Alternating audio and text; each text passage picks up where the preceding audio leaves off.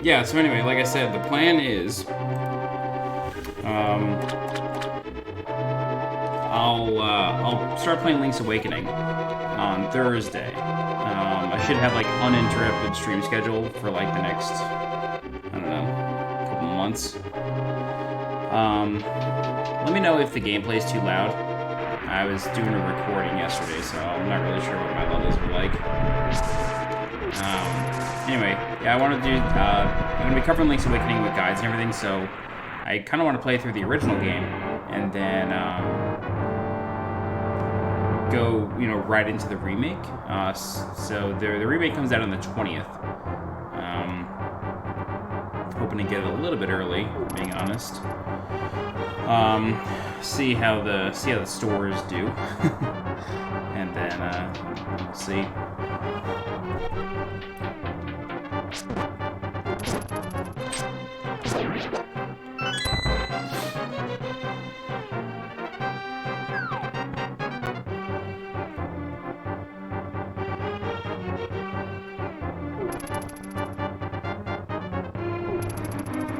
I'm a little quiet on this stream. It's just because I'm really tired. I came home from a week in Vancouver.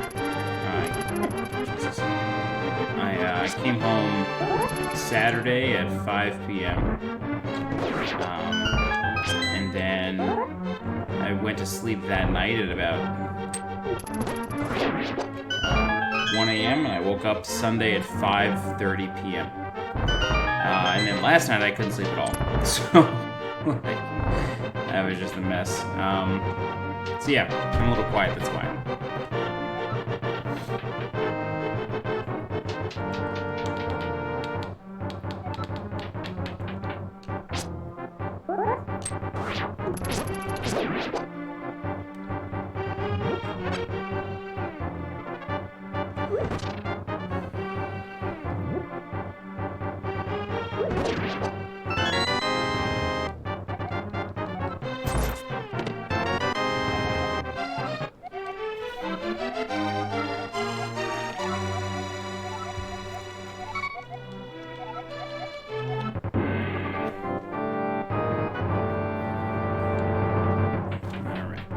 So you'll notice I skipped the boomerang, and for anybody who's not familiar with Links to the Past speedrunning, if you skip the boomerang in the beginning of the game, you can get it right after Thieves Town. But when you get it in the Dark World in Thieves Town, it's automatically upgraded. So it saves you a trip to the Great Ferry by Zora's Waterfall.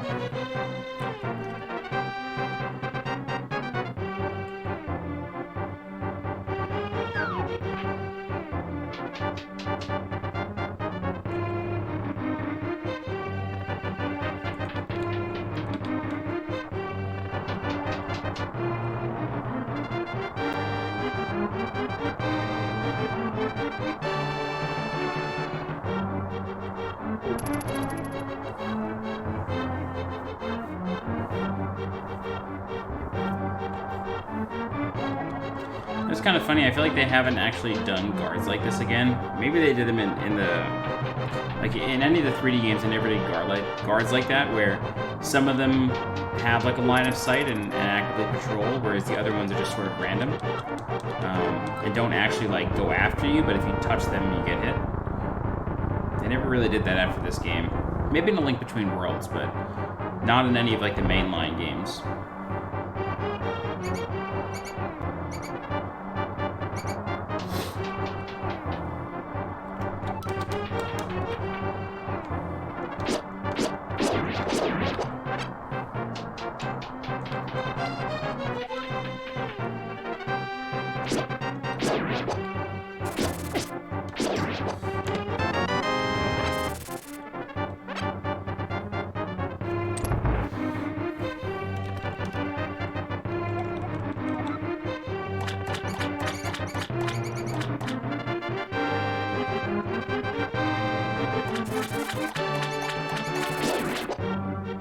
If I'm being honest, I wasn't actually sure if that was the correct direction. I was just sort of doing that from muscle memory.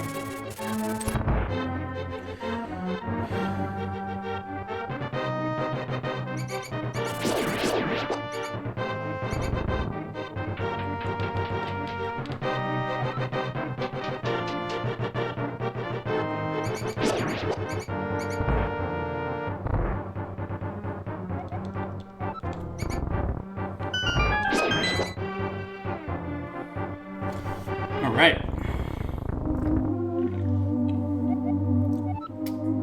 My clear soda can, thanks to my chroma key.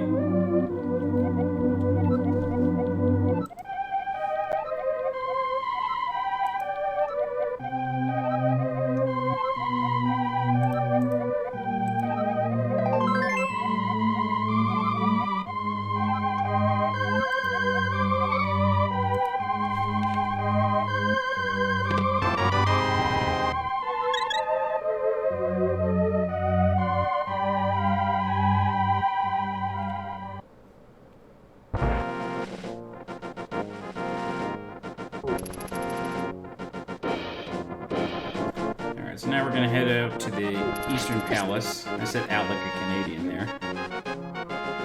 We're gonna head out. Oh my god, I did it again. I keep trying to say over or out. Told you I'm tired. We're gonna head over to the Eastern Palace, which is the first dungeon of the game after you rescue Zelda. I'm hoping in this playthrough we have better digging game luck because I think it must have taken me like 20 minutes. A couple weeks ago on the last stream to dig up that art piece. Couple that with the fact that I died to blind and it was just a pretty good run. So right there, that's a little trick. When you're climbing ladders in Link to the Past, you slow down. But if you mash left and right on the D-pad, you can walk at normal speed up ladders instead. So that's why you'll see me like mash the D-pad. Because I'm just mashing left and right. Alright, so, Eastern Palace. Jesus. Oh man. It's a pretty quick dungeon. Really 2 floors to it. There is a really cool glitch in 2 rooms that I don't really know how to do, but it's a room where when you walk in, a bunch of these skeleton dudes spawn, and you can make it so only a couple of them spawn. I'm not very good at it though. Prime example. Me not having any idea how that glitch works. And it's not like it's a modern glitch either. Like, it was known when I was speedrunning this game. I just never learned it.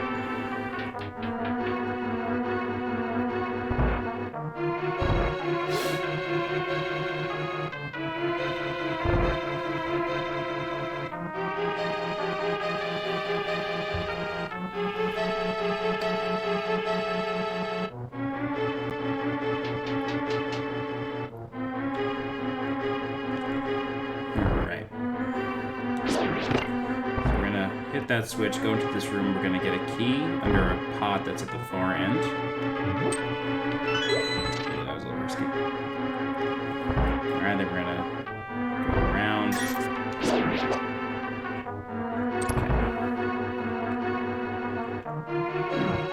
Okay. So, in order to enter the first Dark World dungeon, this is actually one of my favorite glitches of the game. So we're gonna walk into... Oh shit. I really messed that up.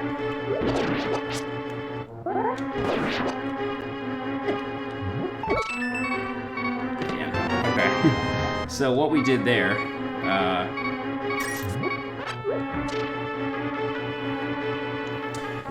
so we used iframes there to our advantage. Basically what we did was you walk into the bad fairies surrounding the pot, and then you get hit, and then while you are invulnerable, you walk onto the switch, and then you will hit it on the frame that you become vulnerable again, and you'll get bounced off by the bad fairies. It is a little risky, as you saw there.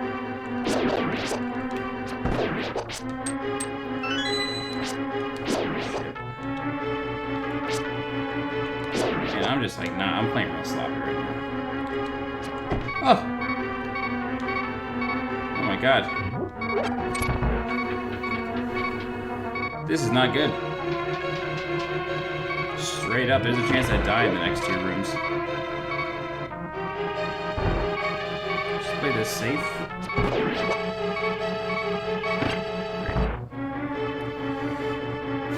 Wow, that was rough.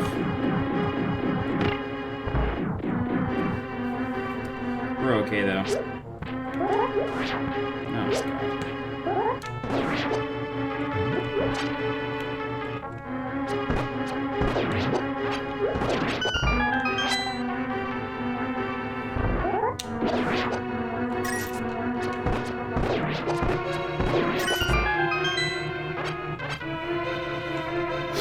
Okay. Armos Knights. 3 hours apiece.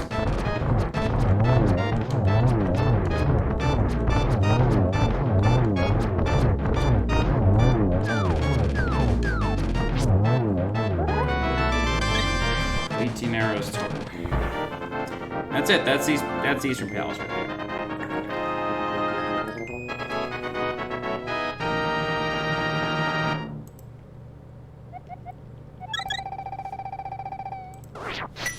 All right, moving on. So now we're gonna go talk to Sahasrara. Get ourselves the Pegasus boots. That will allow us to run, which is extremely useful for the entire game.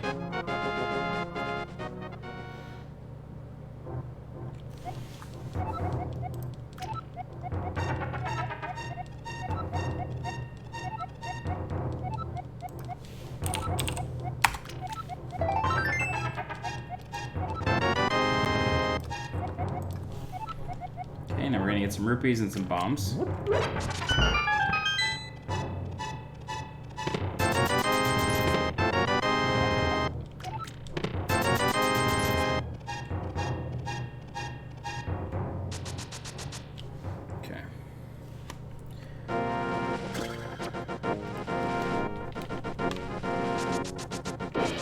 Now we gotta go to the library in order to get the Book of Mudora, which will allow us to open the Desert Palace.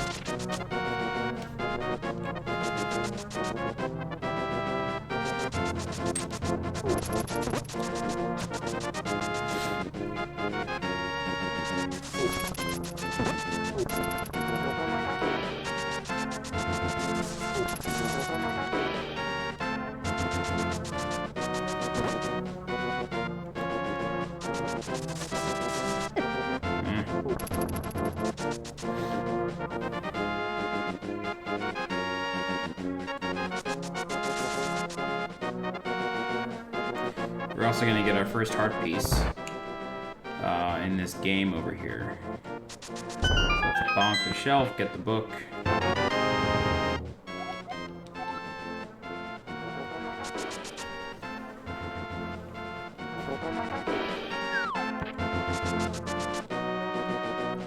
To the house. Bonk this wall. Head on through. Now we can start the maze. The maze is really simple.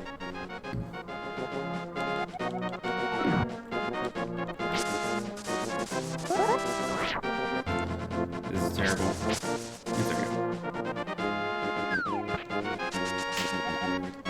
Usually I can do that between 6 and 7 seconds, so... Oh well, but we got the heart piece, that's what matters. So now we can head to the Desert Palace. Get ourselves a power glove, and fight the Land Mola.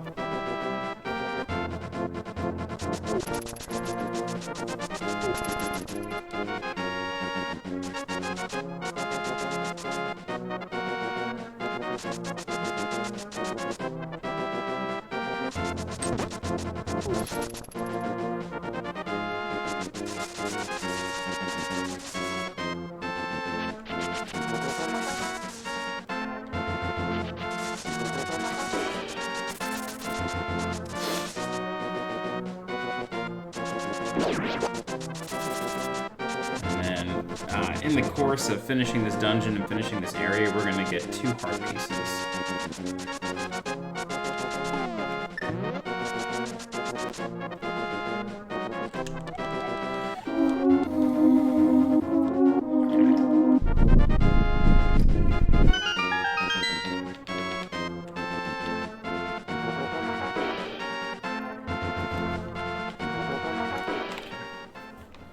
So Desert Palace is isn't too hard, but there are some like crazy traps that you can fall into.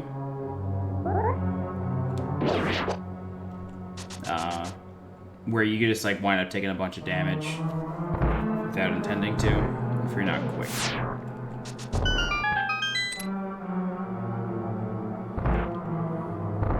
There's also a lot of opportunities to kind of like sneak around enemies as you're running, but if you're not like doing it on the correct, few frames, you can get in trouble.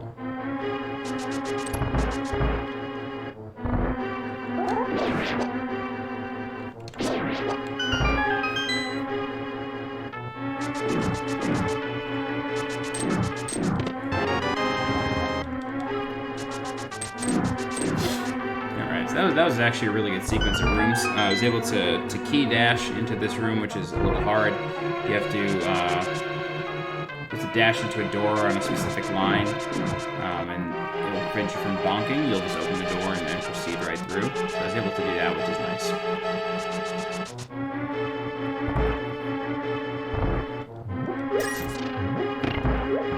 So now that we have the big key, we can open up the big chest. Get the power off. It's so bad.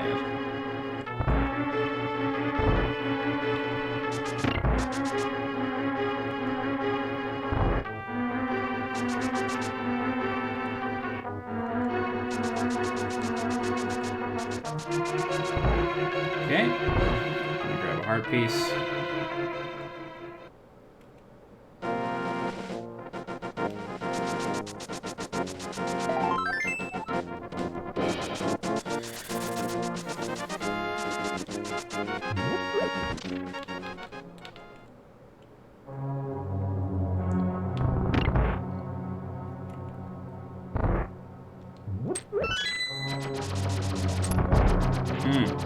Yep. I'm not sure if you can actually key dash into that door.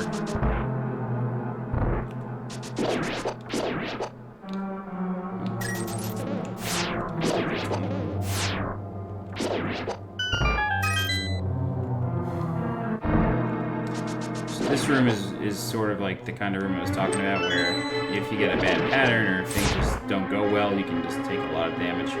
Luckily, we got out of there unscathed. Now, in this next room, we're going to light 4 torches.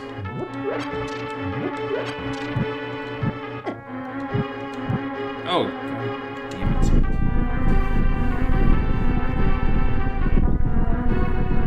I kind of can't believe that just happened. But whatever.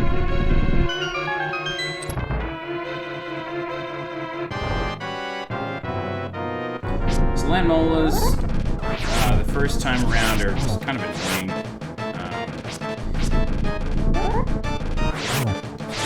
If you have a lot of arrows, you can shoot them. I'm not very good at it.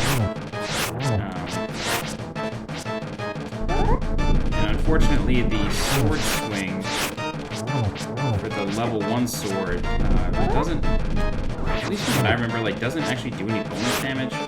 So you're just sort of like stuck chilling. Oh, that's nice. Yeah, you're just sort of stuck chilling, trying to kill these things like really slowly. That's a nice hit.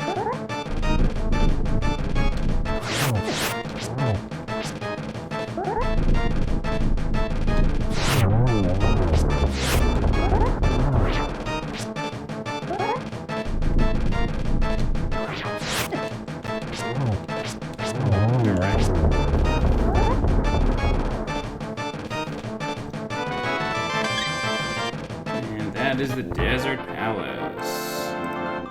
Maldy, what's going on, buddy?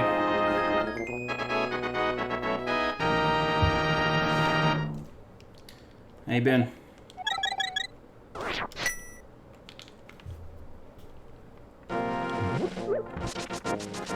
Dude, you and me both, brother. I did a venue check a few weeks ago. It's gonna be sick. The arcade room, provided we don't have any weird power problems, is gonna be dope. The arcade room has like a mini stage that we're gonna use. It's gonna be sick.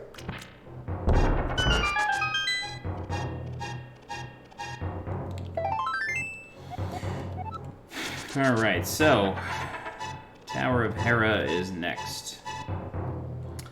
That's a good question. I'm not 100% sure. We didn't do 24 hours last year, and it was mostly because, like, nobody really goes there in the middle of the night. Like, it's nice to have, but I don't know, it's sort of not worth it. It'll be late for sure, at a bare minimum. But, I know last year we didn't do 24 hours. Although we will have security this year, so maybe we will. I have to confirm.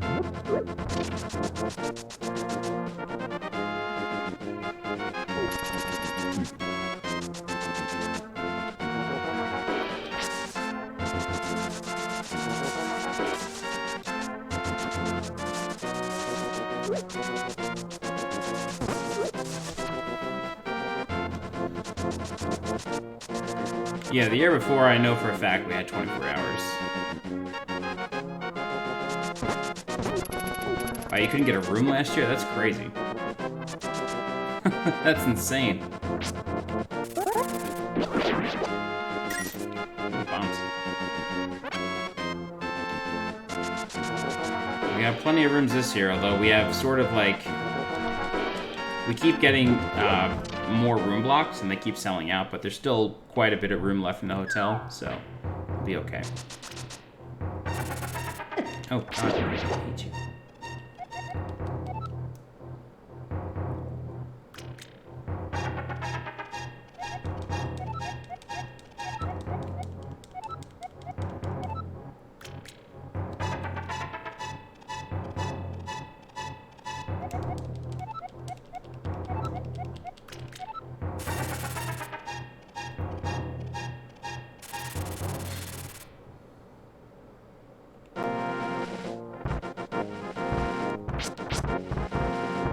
Oof, that was close.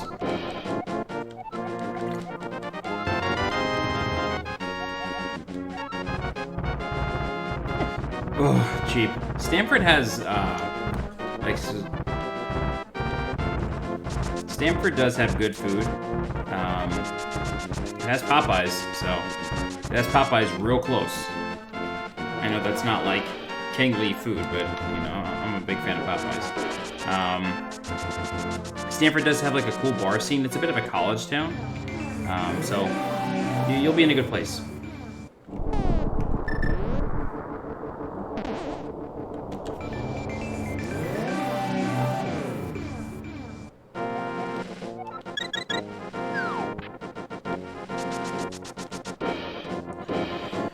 All right. Oh yeah, dude, you will not have to play Frogger. You're not crossing a New Jersey highway. It's not like that anymore.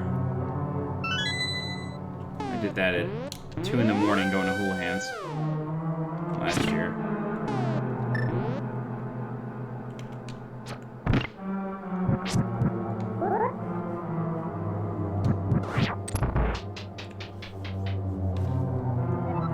Moldy, where are you at?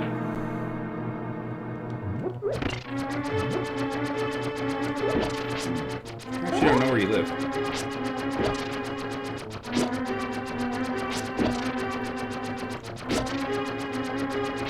I mean, dude, that was not your imagination. You cannot make a left turn in most of New Jersey. Oh, you're in Mass, okay. Yeah, like, New Jersey is the land of no left turns. I don't know why, but they, like, designed all their roads, like, without left turns. I don't know. Where I live, it's fine. Like, it's still very... It just feels like New York.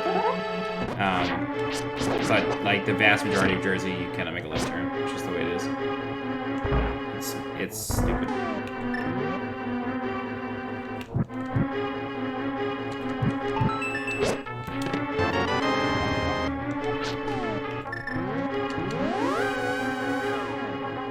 I was just in Rhode Island for 4th of July weekend.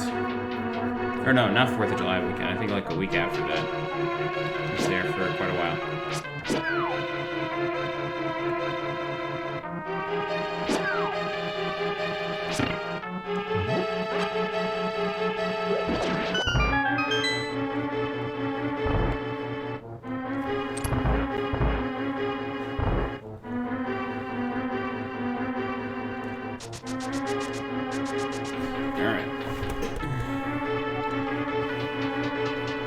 Fall River. I can't say I'm familiar, but...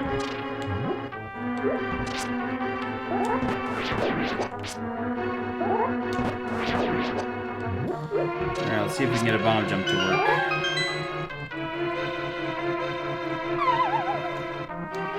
Okay, should have done it right there.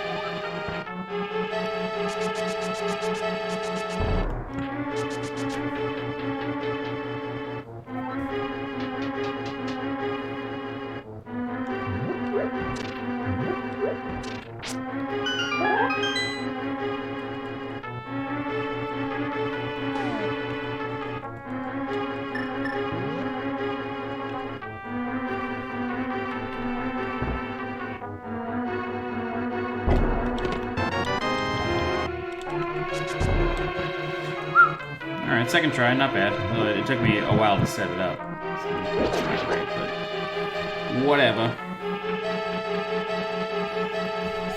Third biggest city.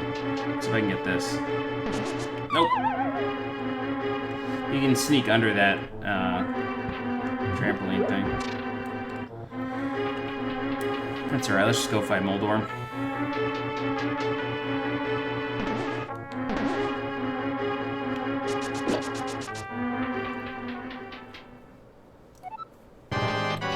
Let's see how this goes.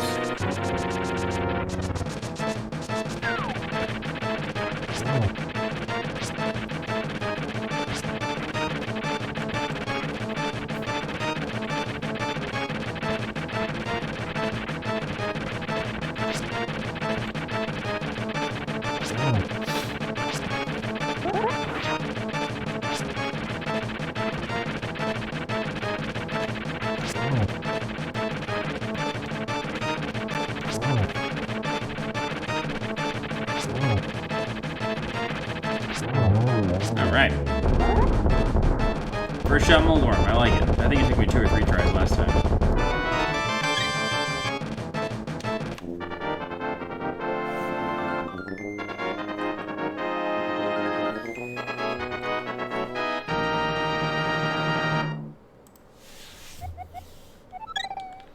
Alright, let's go get the Master Sword.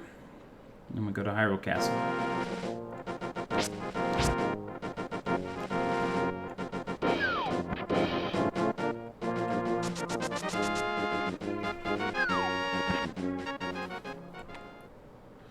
Alright, I'll be here. Good luck with the sync.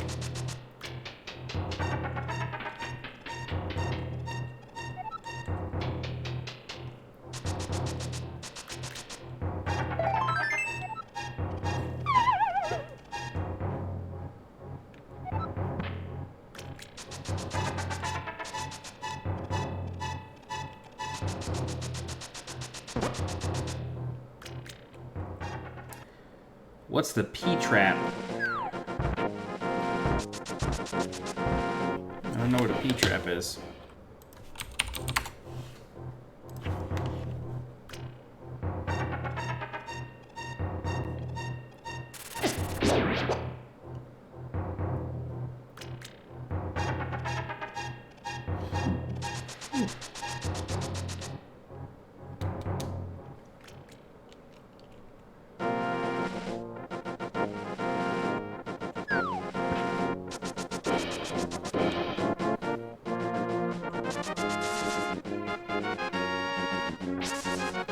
Piece that catches all the junk in your sink. Didn't even know that was a thing.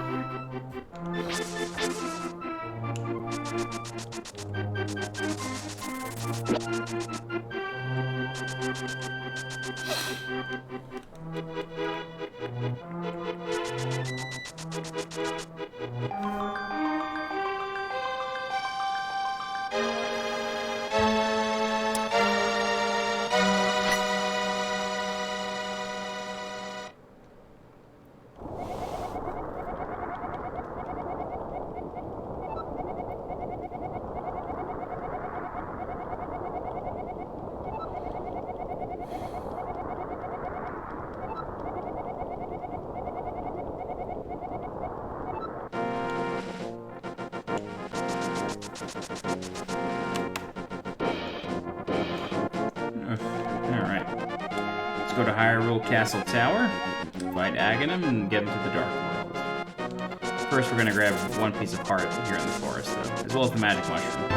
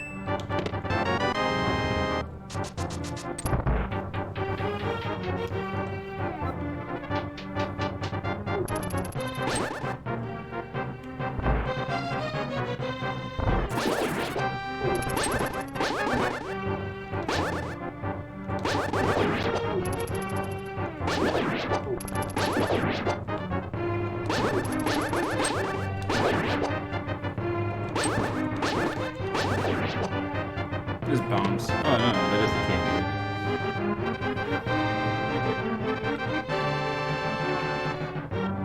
There we go, okay. So I get kind of lost in those pipe mazes sometimes.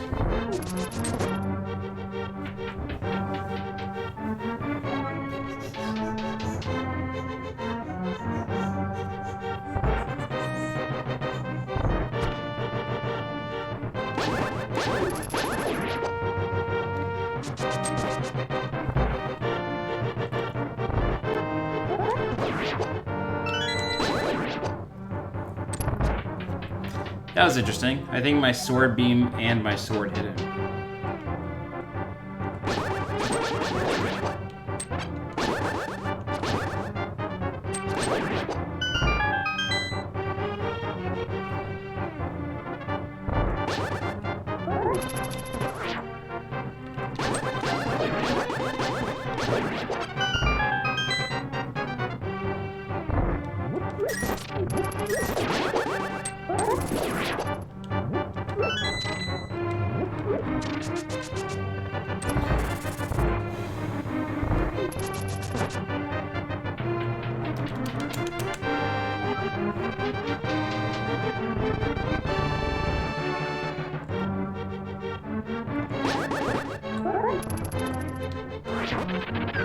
Wow, we made it through this whole thing without taking damage. Kind of impressed. That doesn't happen to me too often.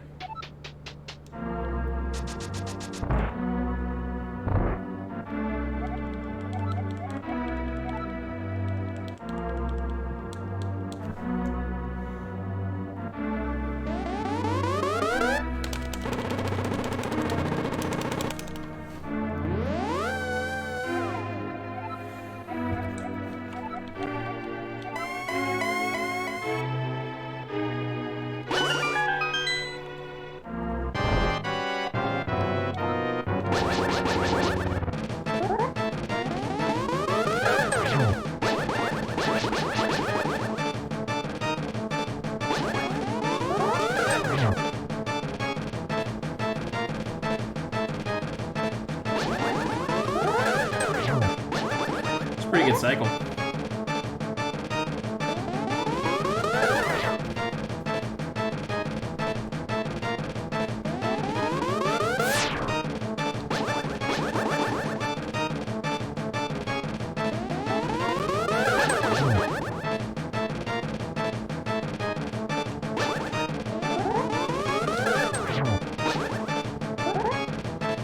I need 1 more or 3 more. I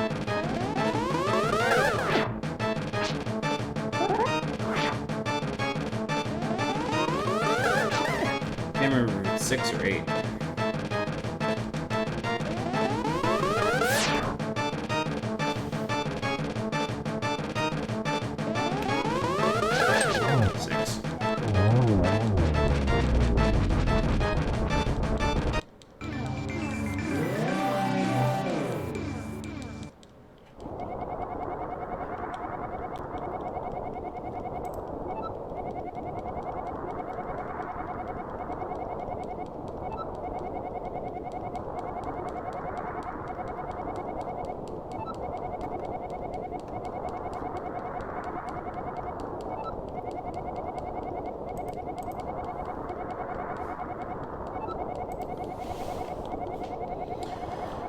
Alright, onwards to the Dark Palace.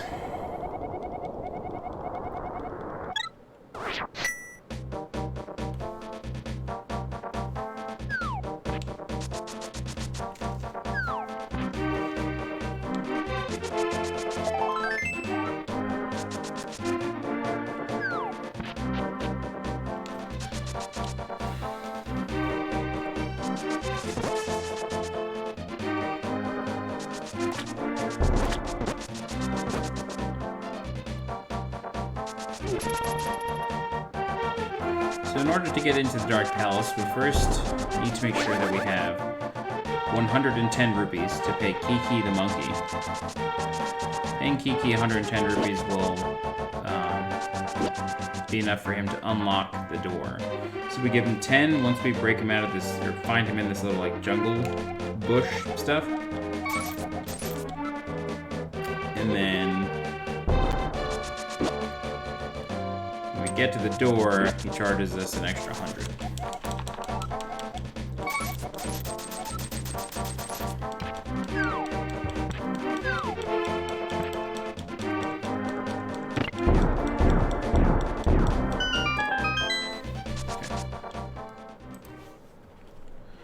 Alright, so Dark Palace is quite big, but a lot of it's optional. Which is kind of the MO for a lot of Dark World dungeons, but Dark Palace especially. Dark Palace probably has like, it sort of has like an entire optional wing. Like you never have to go to the right side of this dungeon. Like you never have to go down that staircase to the right here. That area is completely optional. Ugh. The beam isn't particularly useful, but I hate losing it. So we're gonna get one key, and then we're gonna come over to this side. Equip our bombs. Oh shit.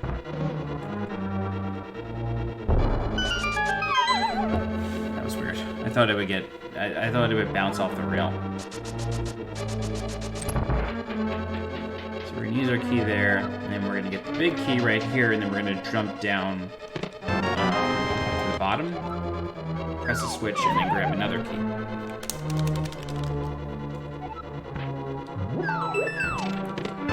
Okay. Now we go back to the beginning, and now we can do the northern section of the dungeon. There is a bomb jump available that I'm going to attempt once. I'm not good at it, but it's like one of the most flashy things you can do in this game. So we'll give it a shot.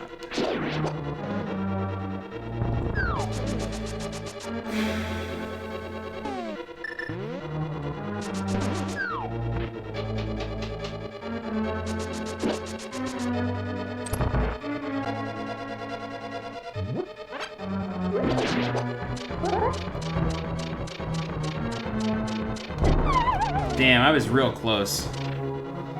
I was real close. That's okay though.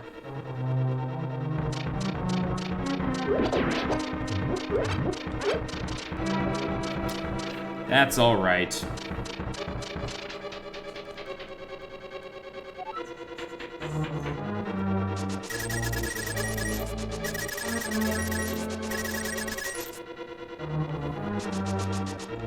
So, getting that bomb jump makes it so you don't have to come down here.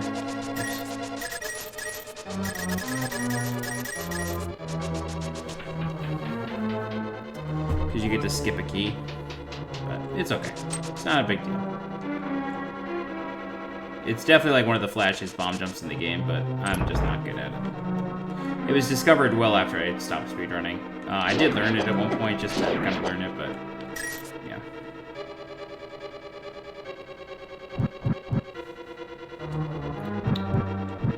Oops. This pipe maze I always get lost in. Without fail.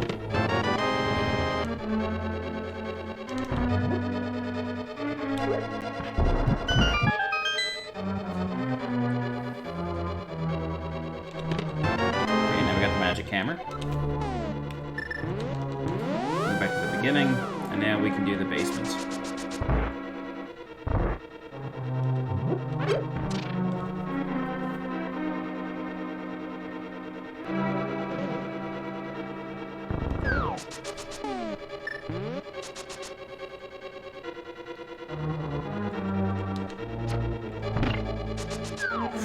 Wow, that was weird.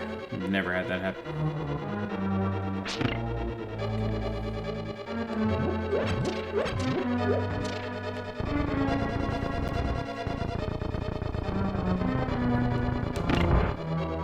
So just for safety, I'm gonna grab these hearts. Probably won't need them, but you never know.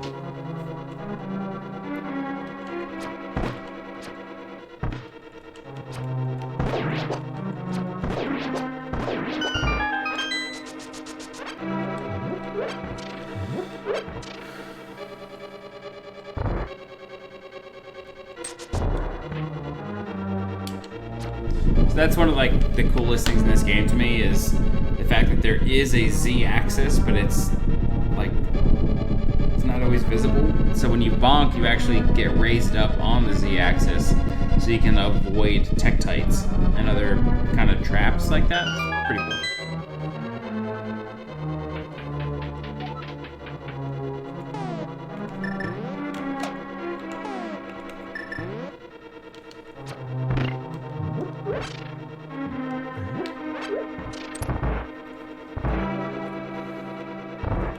So I was searching for arrows, but that's okay.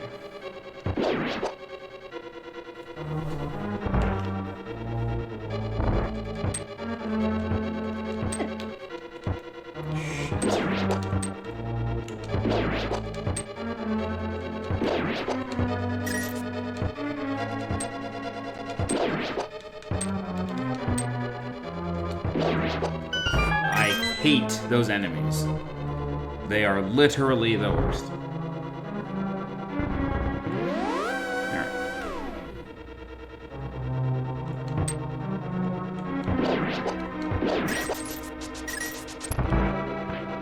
Alright, so the trick with Helmosaur King is if you extend your sword, you can still pivot and use your hammer. So that's what you want to do. You want to...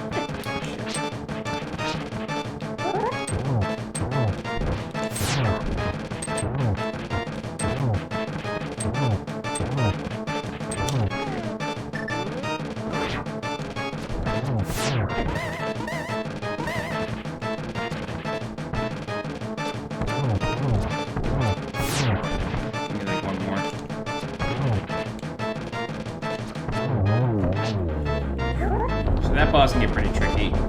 Sometimes you get a really good pattern where he sort of like doesn't move, where he'll just like stand in one spot and then do the spit plus the tail whip, and he just like gets locked into that position for an extended period of time. That's what you want. That's the good stuff. Otherwise, you got to deal with him running around, and that gets pretty annoying. Alright, so that's Dark Palace done. Up next is Thieves Town, but we do have a bit of side questing to do. We gotta get a couple bottles. We gotta get a couple heart pieces, or a few heart pieces, the shovel, the flute. We got a bunch of stuff to get in just a few sections of the map, and then we go into Thieves Town. If I can make it through Thieves Town without dying, then I won't die in the rest of the run. Thieves Town really is, for me, like, sort of make it or break it moment. It's because you skip from level 1 to level 4. It just gets hard. And because of the nature of the 100% speedrun, you don't have the level 2 shield, which deflects fireballs. You just have the level 1 shield. And so you kind of have to take blind completely. Like, there's really no avoiding his attacks.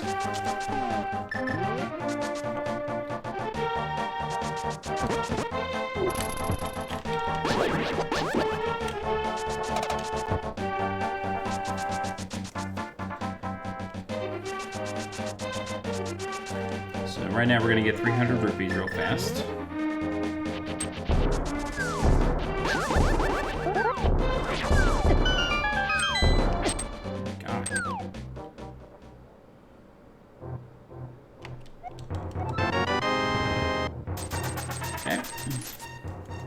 So at a bare minimum to beat the game, you need 610 rupees. 110 for Kiki the Monkey to open up level 1, or the Dark Palace, and 500 to buy the flippers from King Zora. For 100% you need a fair bit more to play the mini games, as well as to get into those dungeons. So we collect a lot of rupees in this run. So to get the flute, we first need to get the shovel from the kid in Dark World, and then we need to warp on a specific spot. So we're going to warp back to the Light World. Jesus, right here.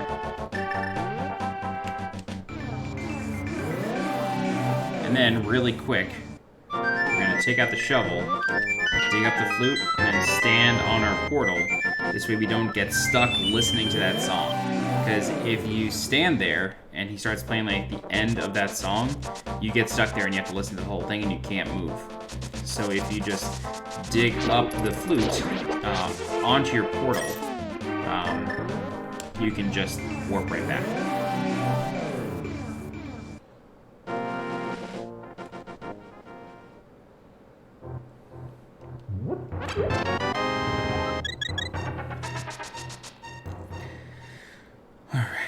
So, up next is the digging game, which is the worst.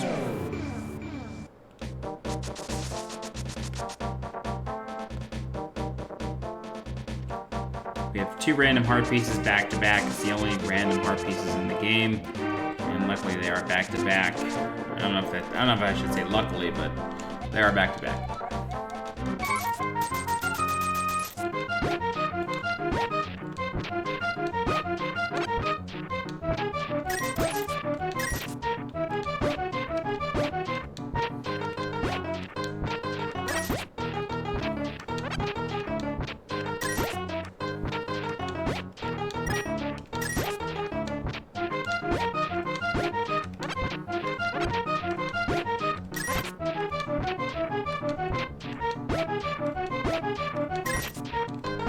Hey, first shot, oh my god.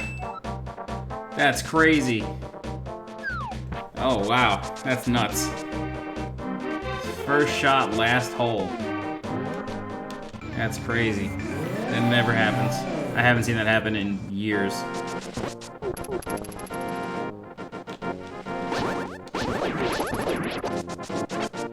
Huh.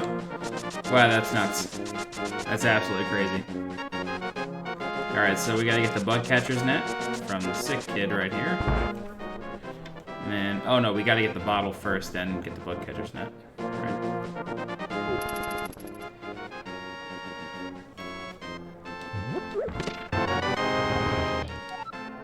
Okay.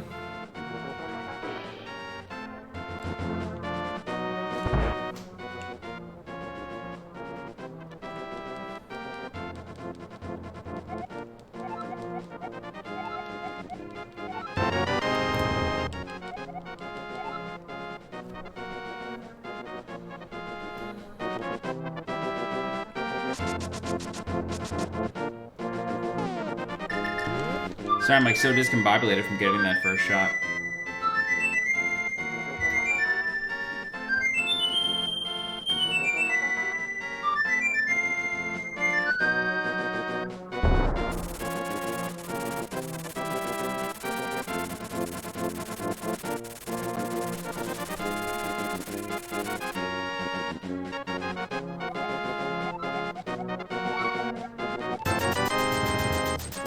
Alright, so 2 bottles down.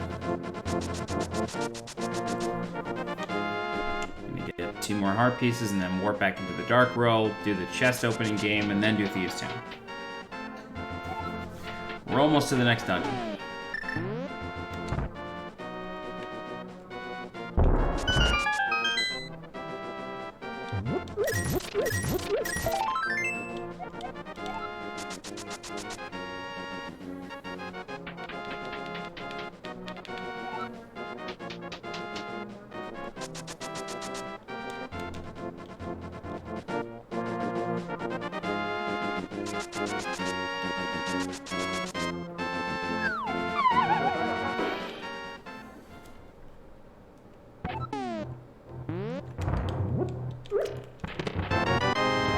These.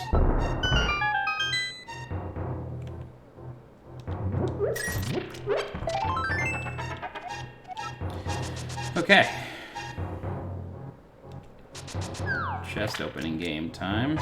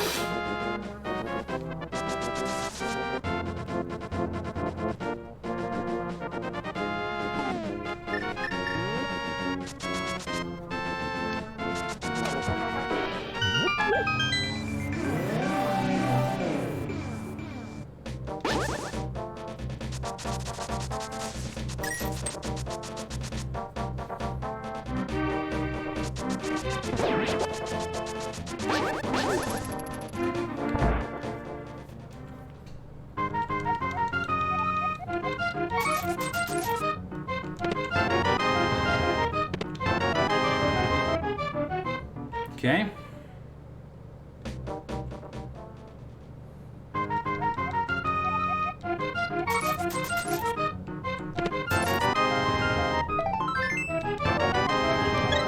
All right. Cool. Thieves' Town. Let's do it.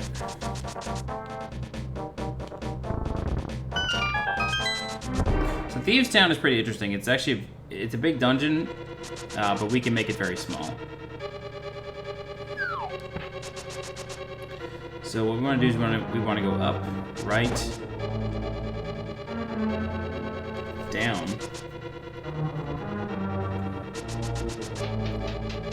and then left, and then we have the big key already.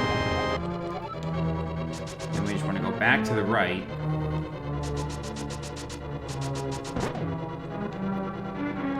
Up one screen. Go up these stairs, and then we use the big key in this room here. And then we go all the way up. So grab that key. The rope in here has a 50-50 chance of going up and down. It's going down this time, that's cool. Okay, now we come across... Hey, Curb, it's going alright, man. Now we come across like one of the hardest rooms in the dungeon right here. Some people used to call this the Hellway. It's just really, really, really, really frustrating to get through. Yeah, you can see why. Everything's just trying to murder you. It sucks.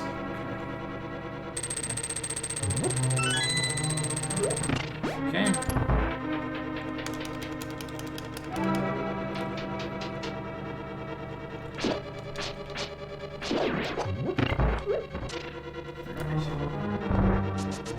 We gotta get to the end of this hallway, and then we gotta put a bomb and crack open a floor.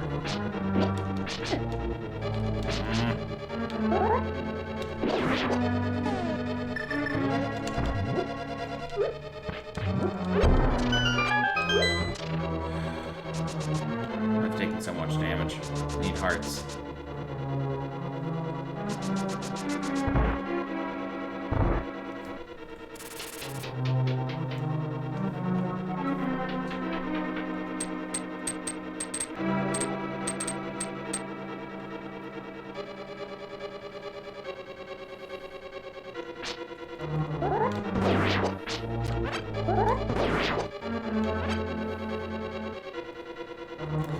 Kind of just taking it slow, trying to get some hearts if I can.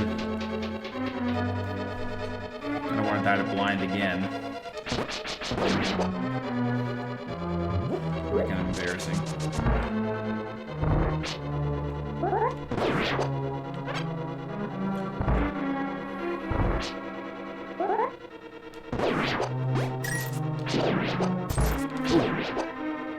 Got him.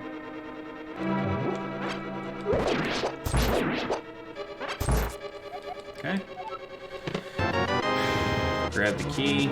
Now we go to get the Titan's Mitt.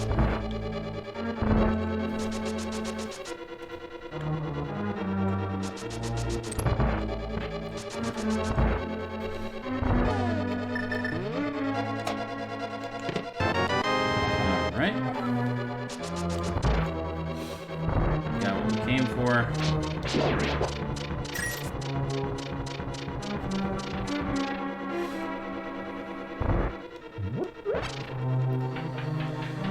Alright, let's kill the boss now.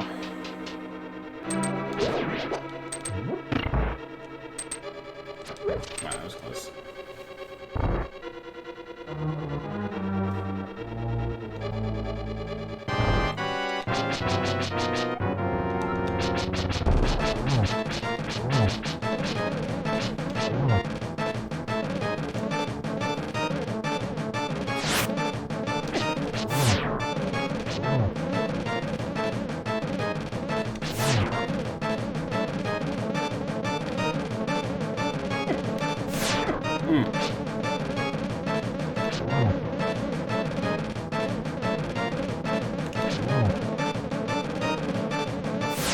Got him. Damn. He almost got me, trapped in that bottom left corner. Almost. He almost had me.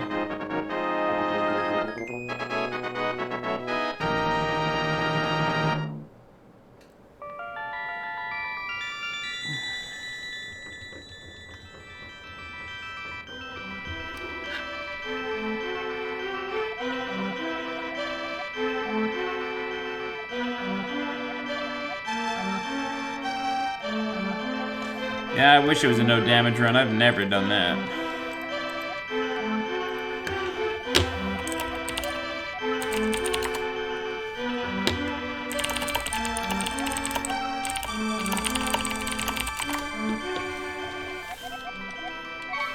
May the way of the hero lead to the Triforce.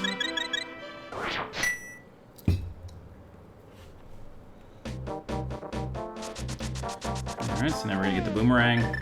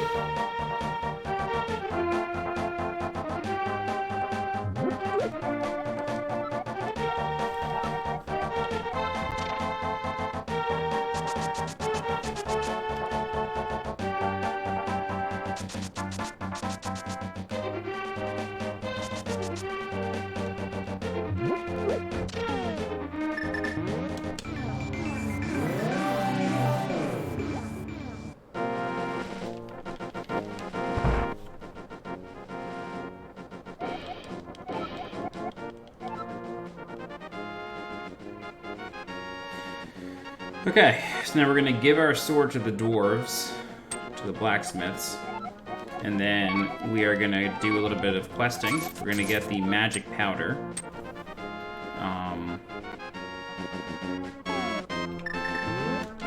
From the witch. We're gonna get the Quake medallion. We're gonna get the flippers. Do a bunch of good stuff. Oh, actually, never mind.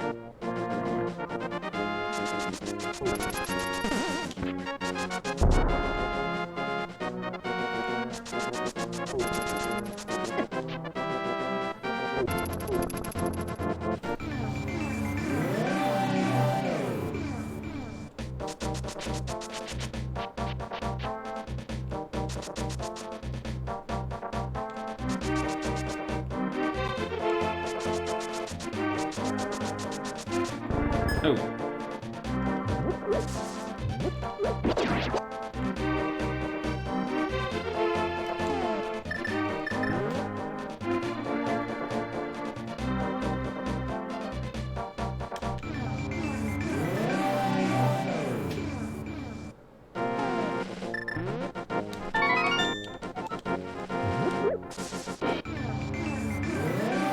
So I need 2 rupees real bad. I'm somehow coming here with 498 rupees.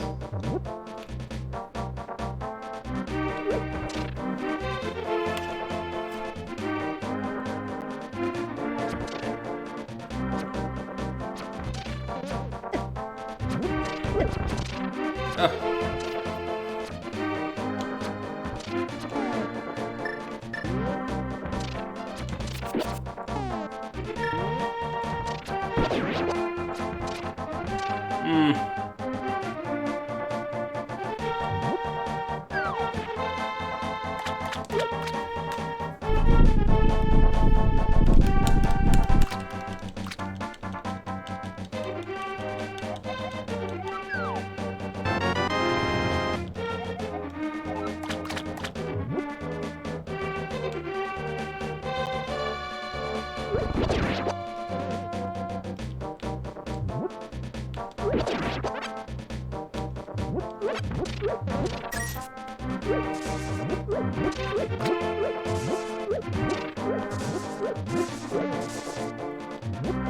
All right.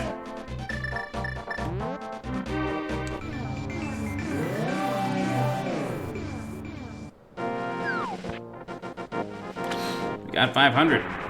I've never had that happen before.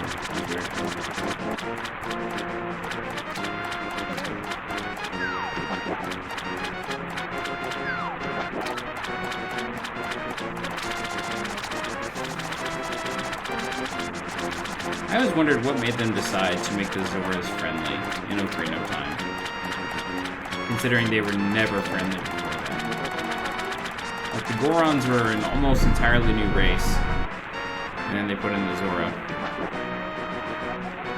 Like, King Zora is only friendly to you because you pay him. That's the only reason.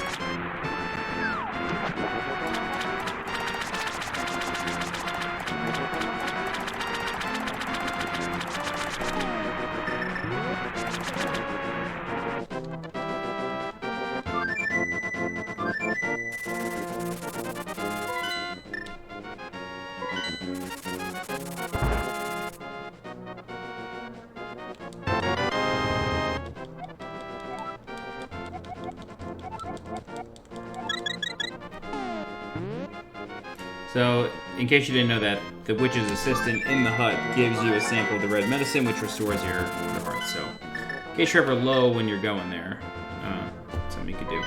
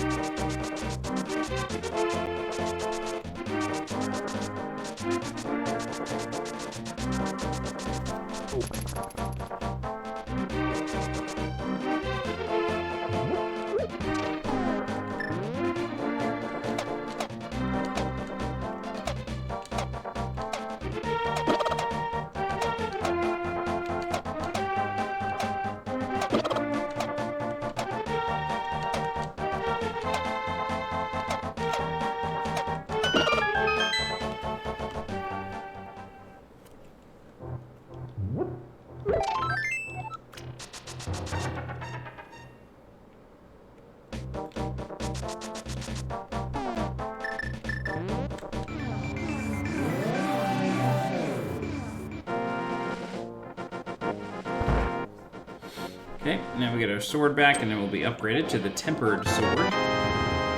This allows us to kill a few bosses quicker than usual. Just generally get through a couple dungeons quicker than usual as well. So now we're going to get the half magic meter, which reduces the amount of magic that we spend with each ability by 50%.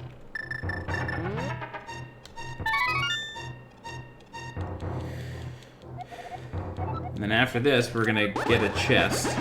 We're going to get the purple chest, unlock it for the 3rd bottle, get the Bombos medallion. Oh my god, my dad just texted me that the Mets suck. They must have blown the lead.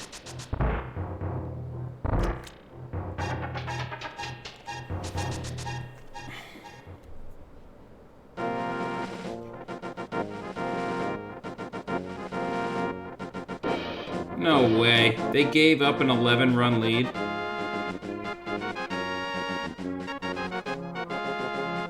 (10-8). Oh my god. Oh my god. Oh, the Mets are beyond terrible. That's score. 11-10. 7 runs in the bottom of the 9th they allowed the Nationals to score. Guarantee it was Edwin Diaz. Guaranteed it was Edwin Diaz. That butchered that game.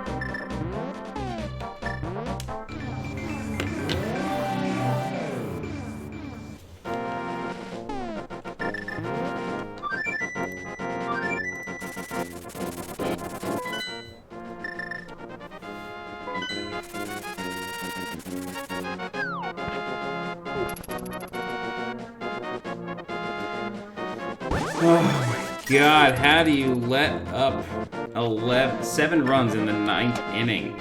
Edwin Diaz is just trash. I'm never one to be like, oh my god, the Mets need to trade, the Mets need to trade. They have to get rid of Edwin Diaz. He is just like a monstrosity. He just doesn't deserve to play baseball. He just doesn't. They were up 10-3 going into the 9th inning. That's insane. Absolutely insane.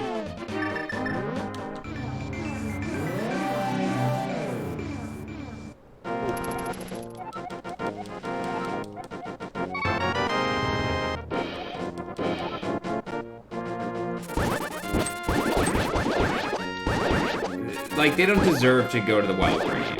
They just don't deserve it. What am I doing? I got so distracted by the Mets.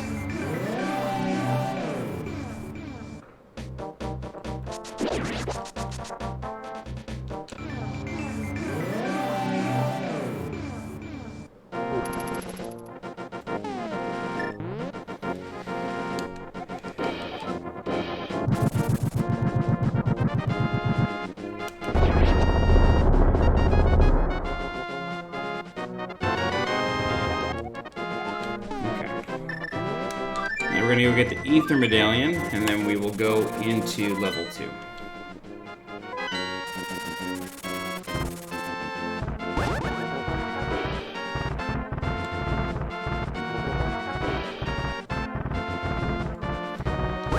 Oh, hate these little dudes.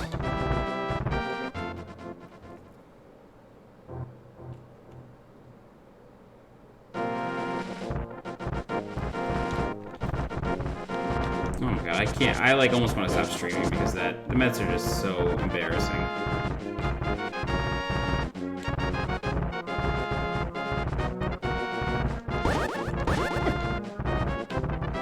Oh god.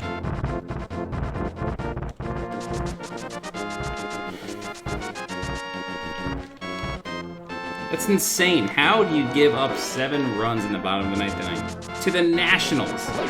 The team with, aside from the Mets, the worst bullpen in baseball. Just don't get it.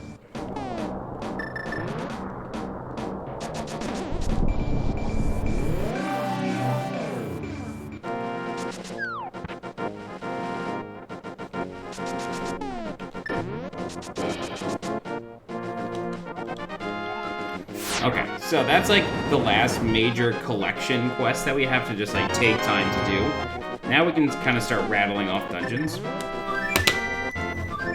we're going to do is we're going to open up level 2, Swamp Palace. We're going to clear that real fast. And that will give us the hook shot. And then we'll go into level 3, which is Skull Woods.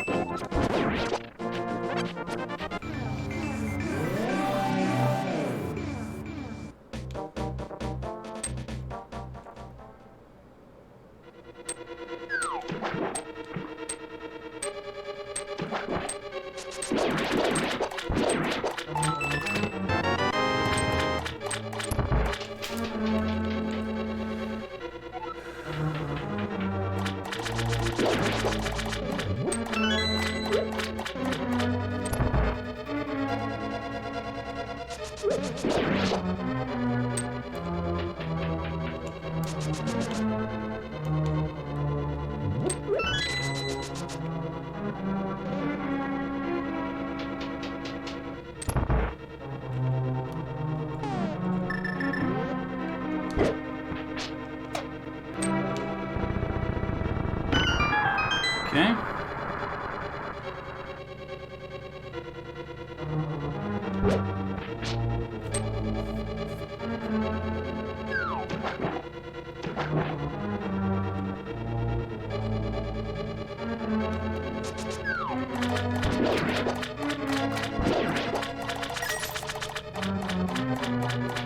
Wow, I can't believe the Mets gave up 7 runs in the 9th. That, like, takes skill to do.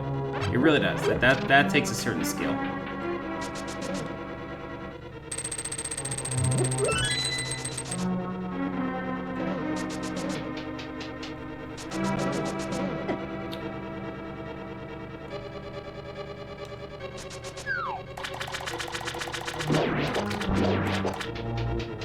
You've just got to be a certain kind of terrible to allow that to happen.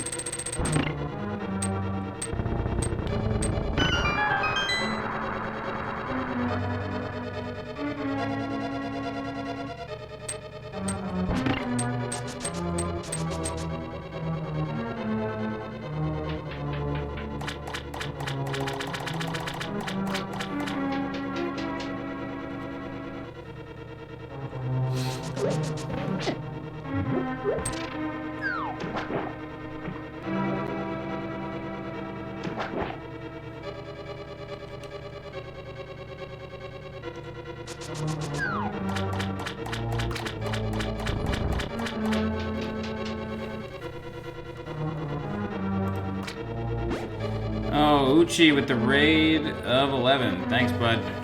Thanks, Ryan. You picked a good night to raid. I'm just wallowing over the Mets. Oh, thanks for the 4-month sub, too, dude. Thank you. Appreciate it. Chap Dirt, what's going on?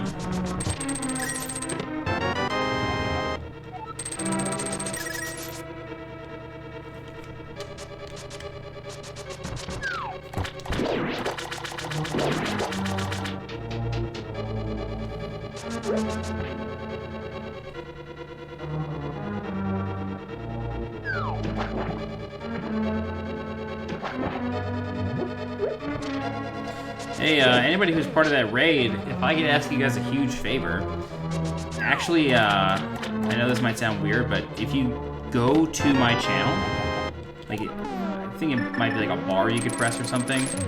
That will actually help my view count. Raids, they changed the policy now where like raids don't actually affect the view count when it comes to road to partner. So if you're able to do that, it'll be a big help. If not, don't worry about it. Dude, you never played this, you never finished Final Fantasy VII. I just have like no hope for you when it comes to classics. I've just given up.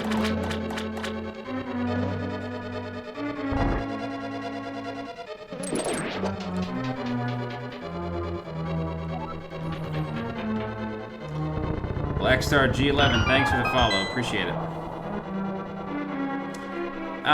Yeah, chap, if you just go to like twitch.tv/SweetJohnnyCage, like, if you're viewing me there, it'll actually count towards that number. Whereas, like, if you're just, like, oh, shit. If you're just viewing me on Uchi's channel, it won't. Again, like, you don't have to do this. You don't have to do this at all. It's just something that I noticed, like, a couple days ago when I got my last stream report, is that it, like, doesn't count. I thought that was kind of whack.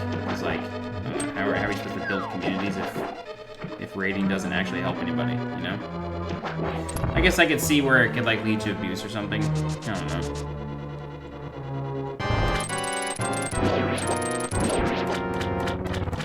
Ryan, how far did you get with Final Fantasy VII? I mean, I played the demo. I have played the remake before you have finished the regular game. Like, that has actually happened. That's not good.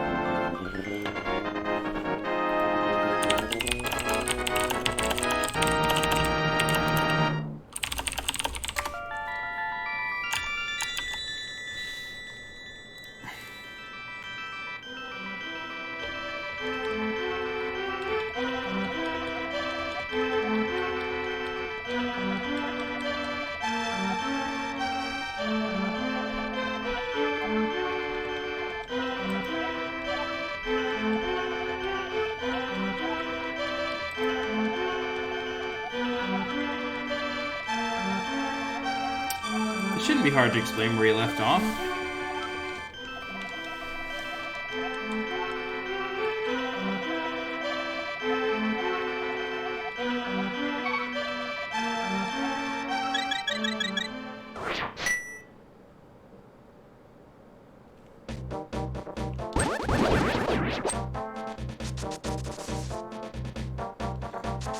Alright, I'm gonna make a confession.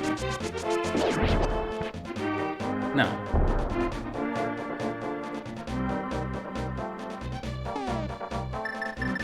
Okay, I'm gonna make a confession. I can't remember if there's a hard piece in this game. I don't think that there is. I truly don't believe that there is, but I may be thinking about this just because of all the randomizers that I've done, but I don't know, I can't be sure.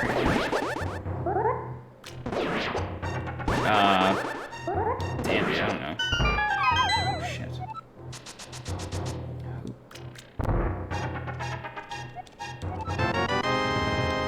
There's definitely no hard pieces.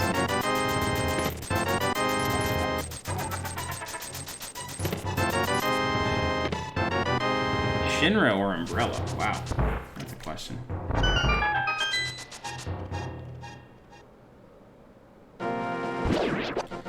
I don't know.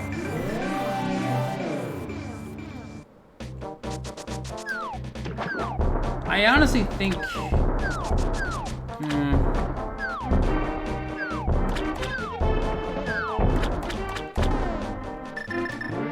Damn, that is such a question.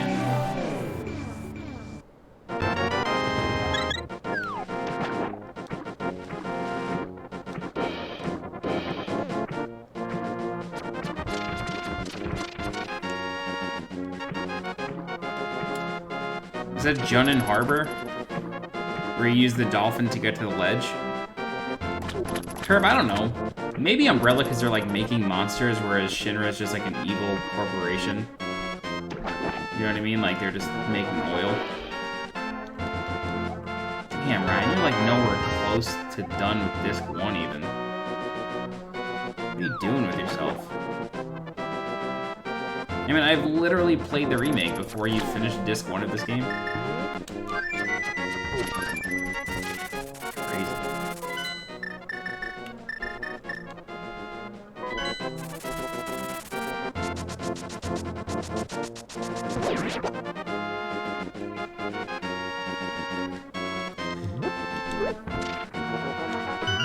Nice, I'll tune in. Maybe. Depending on my workload, I might do a YouTube reaction myself.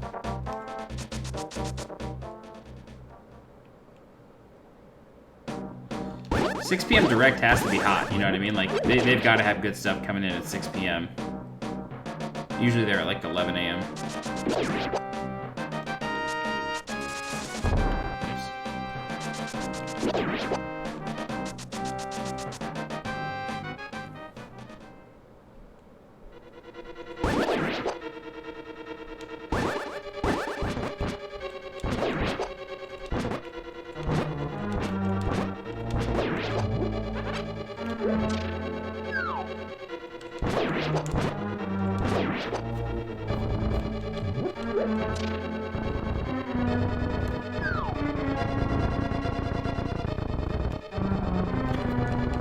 Oops.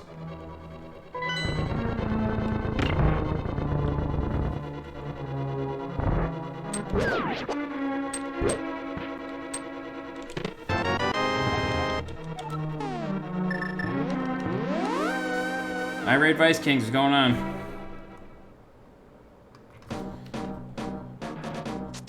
Dude, they can't spend 40 minutes on like, if they were gonna spend 40 minutes on Pokemon, they would just do a Pokemon Direct.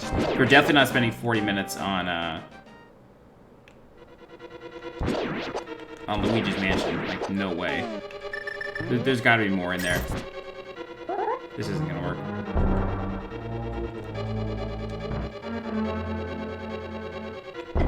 Shit.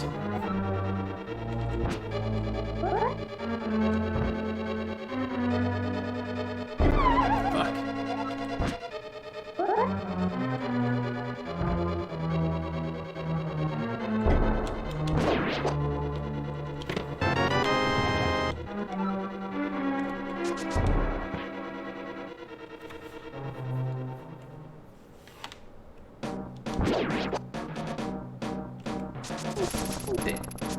I would need to see proof of them saying 40 minutes on Pokemon.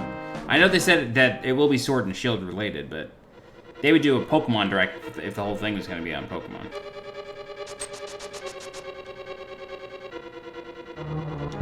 Ugh. Shit.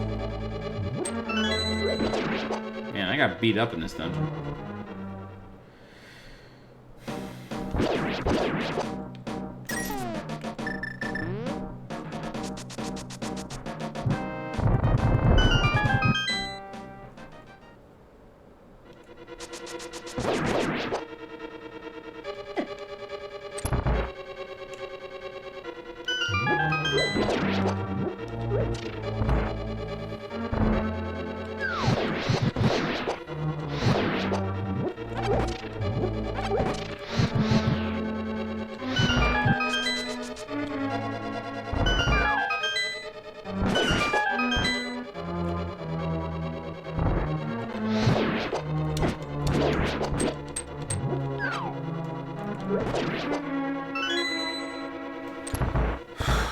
Alright, this 5 hearts on this boss is gonna be rough. Won't lie to you.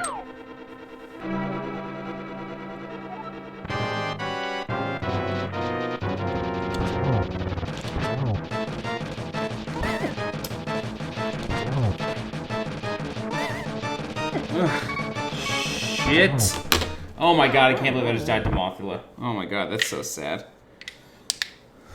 I got beat the hell up in that dungeon. Oh my god. That's so bad.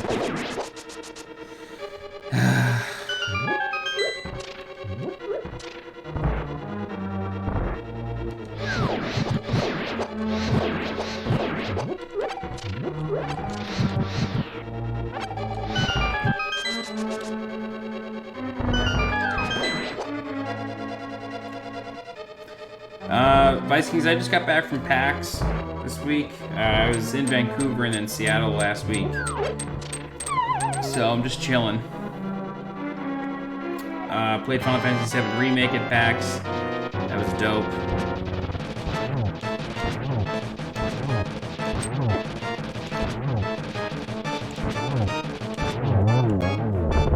Couldn't do that the first time.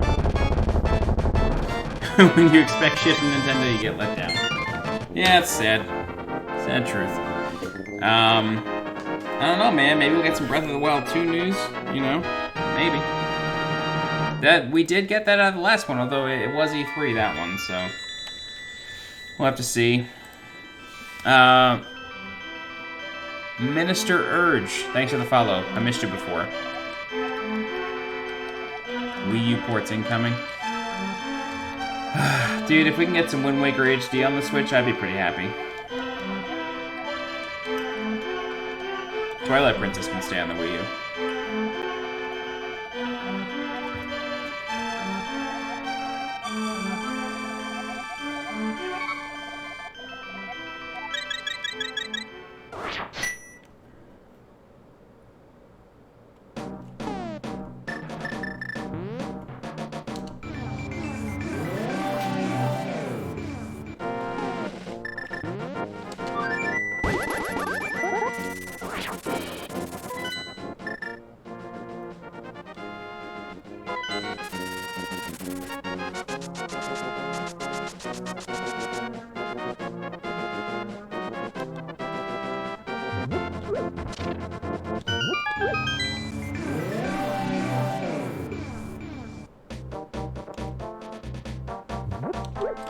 Curb, I don't know if you saw, but a couple weeks ago they did patent a Switch-compatible SNES controller, so those are likely coming. Yeah, Vice Kings, I've been to Vancouver as well. Oh, whoops. I realized why. Oh, no. Okay, we're still good. I've been to Vancouver twice. The company I work for is based there, so I go there at least once a year. It's a nice town. I'm still trying to figure out like what food they're known for, because none of the food I've ever had there was like super good.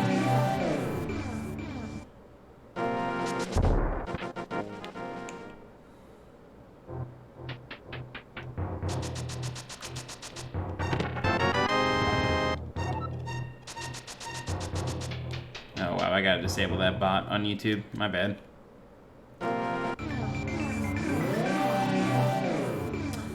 Nah, poutine is like a Montreal thing. They do have some chains in Vancouver. They have this place called Smokes, which is actually decent. But like, it's not what you would get in Montreal.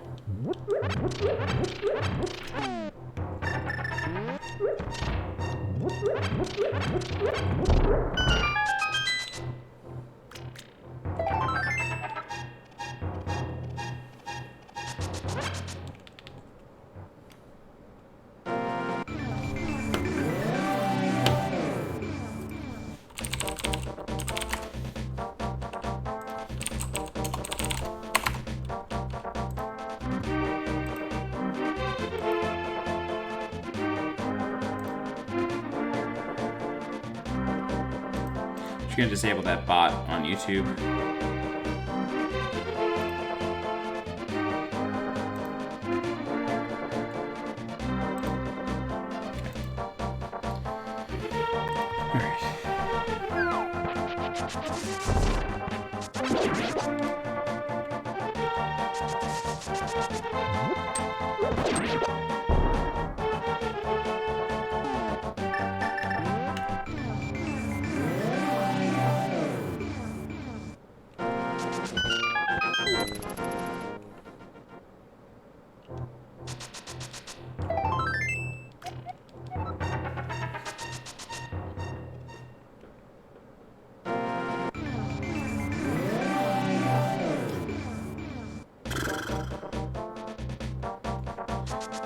I guess I kind of lied. I think this is the last big collection quest that we gotta go on.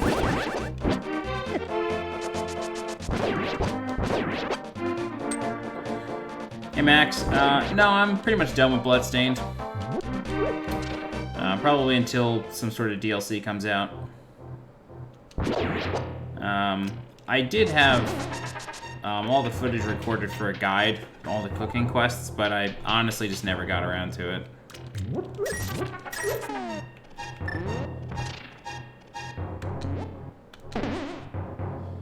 I'm sort of taking it easy until Link's Awakening comes out. That's kind of why I'm playing this. Like, I'm just kind of excited for Link's Awakening.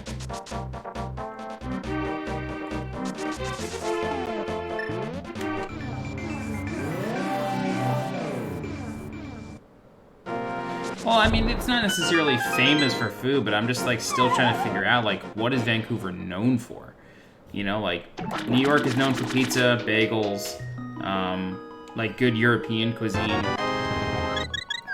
California's known for, you know, really good South American food, especially Mexican, good sushi.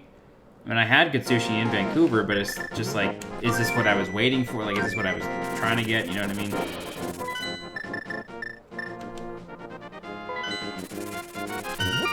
What's Robin Hood, though?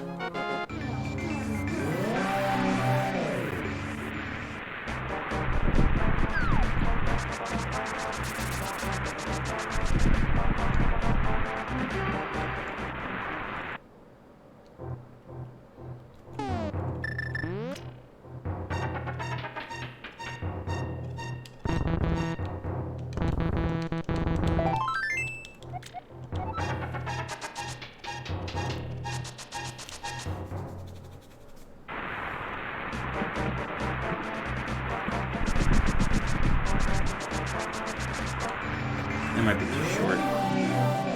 Okay. Just made it.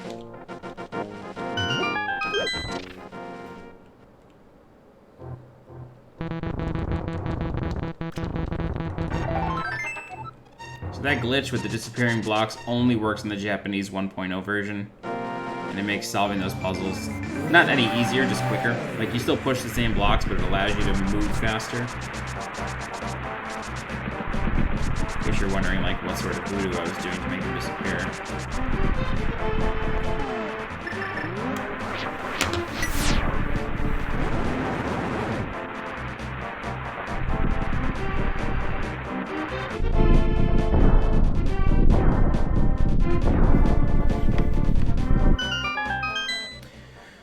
Alright, Misery Mire. I have not been in here in a long time.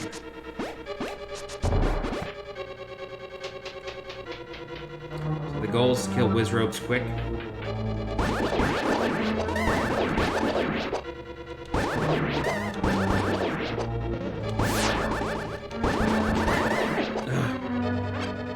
Damn. Almost had him. For some reason, Wizrobes only have 1 HP, so you can kill them super fast. So if you can, like, line up your beams, it's really helpful. Alright, I'm kind of doing this from muscle memory. The sink is fixed. Welcome back, Maldi.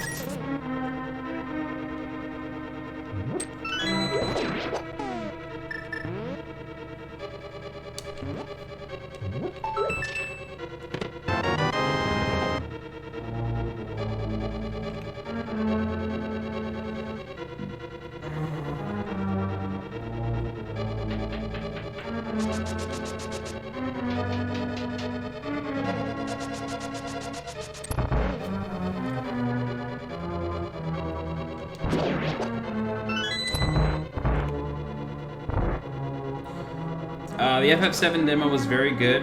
I enjoyed it. It makes me very hopeful for the future. I think the game is going to be great. I still have a lot of questions about Endgame that I don't feel like we're going to get answers to until the game comes out, so we'll just hold it.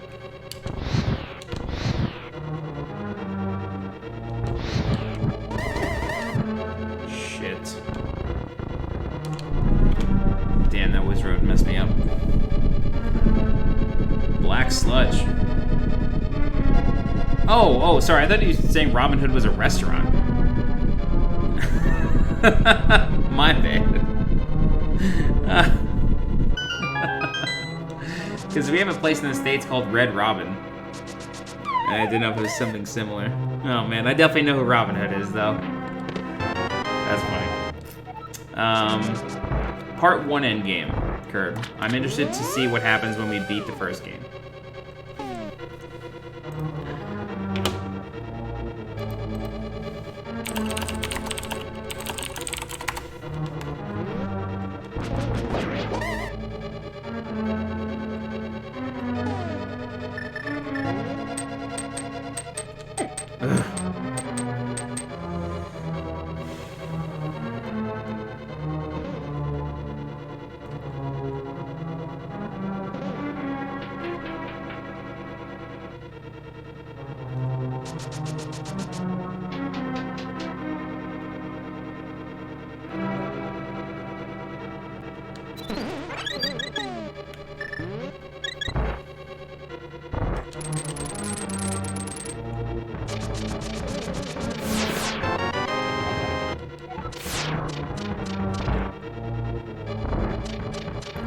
Damn, I always forget to hit that switch.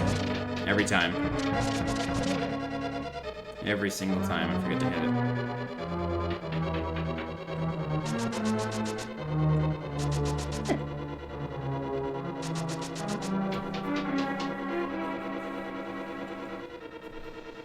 So yeah, I'm wondering, like, are we going to... Like, is the game gonna end, and then we're just gonna go, like, hang out in Midgar? Or, you know, because in the original game, you needed the key to the Sector 5 slums from Bone Village in order to get back into Midgar. So I'm wondering if that will just kind of go away, you know?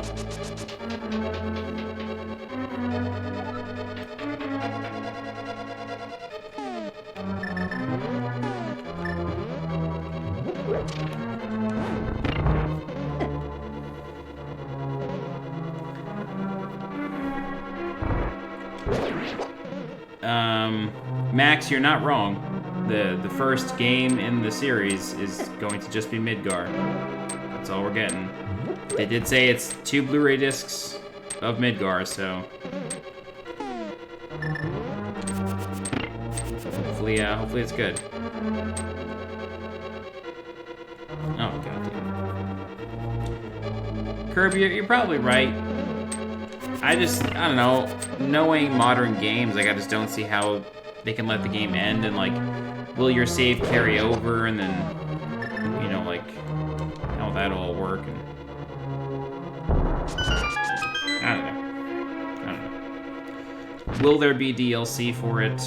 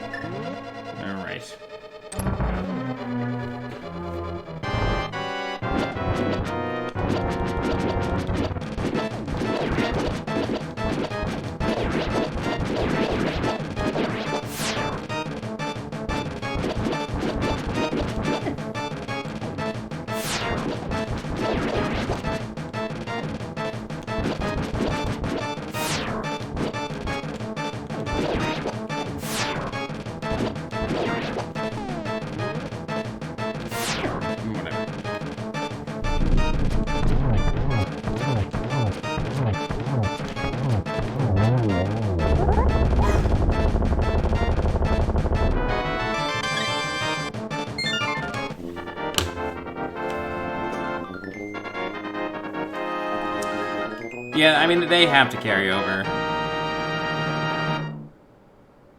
Well, if they arrive in Calm, that means that there's open world. You know, that's effectively what that means. Unless it just sort of happens in a cutscene where they just show up in Calm.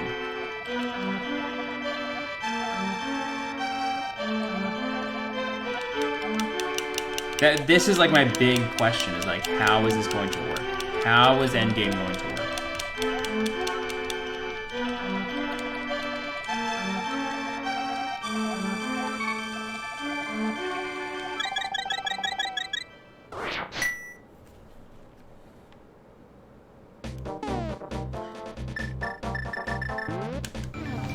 10 and 13, where you just sort of like reload the save and go back to work.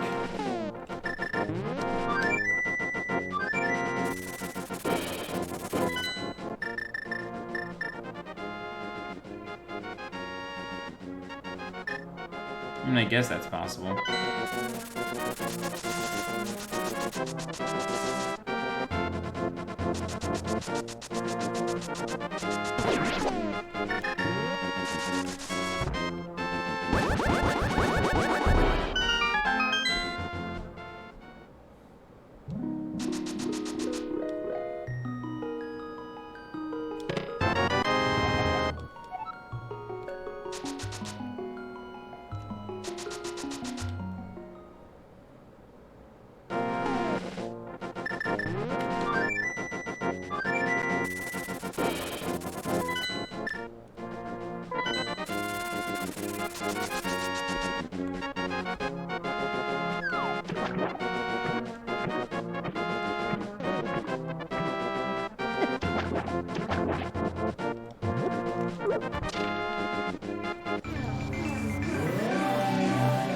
Yeah, I mean, yeah, we won't know until the end of the first game. It's very true.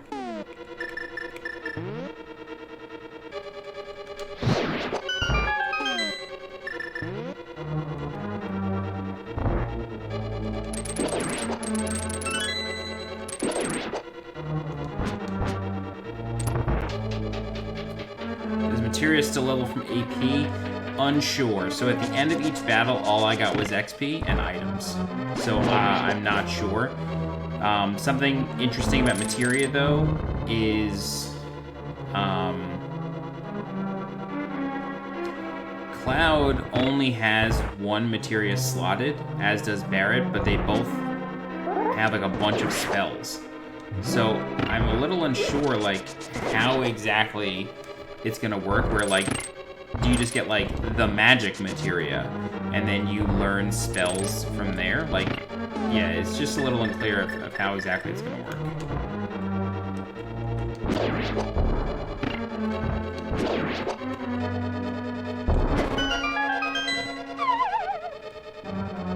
It is odd, but it could have just been for the demo, you know what I mean?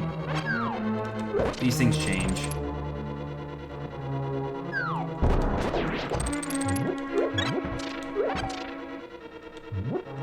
Oh my god, the slowdown in this room.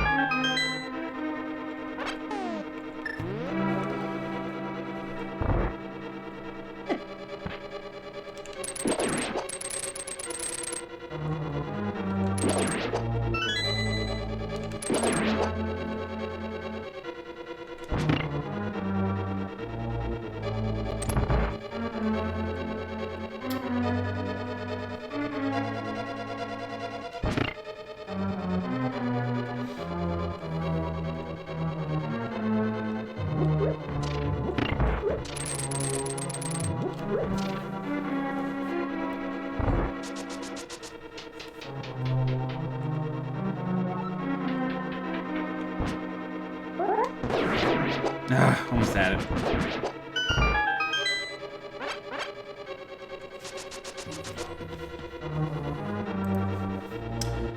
Reaper ZX9, thanks for the follow, appreciate it.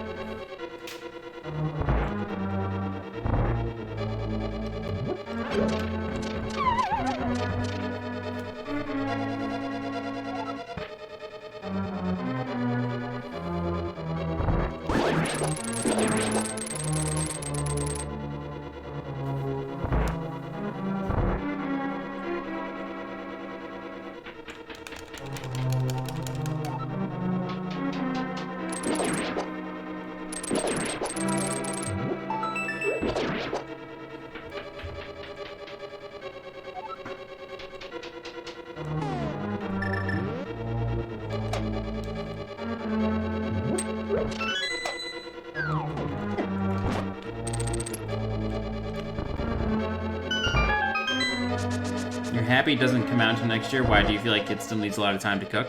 Or is it just like in relation to other games coming out?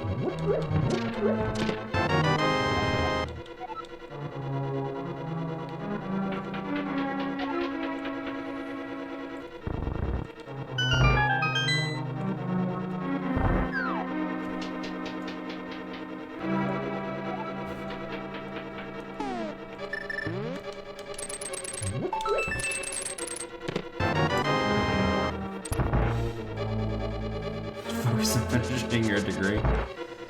Yeah, that's good. Yeah, that's good.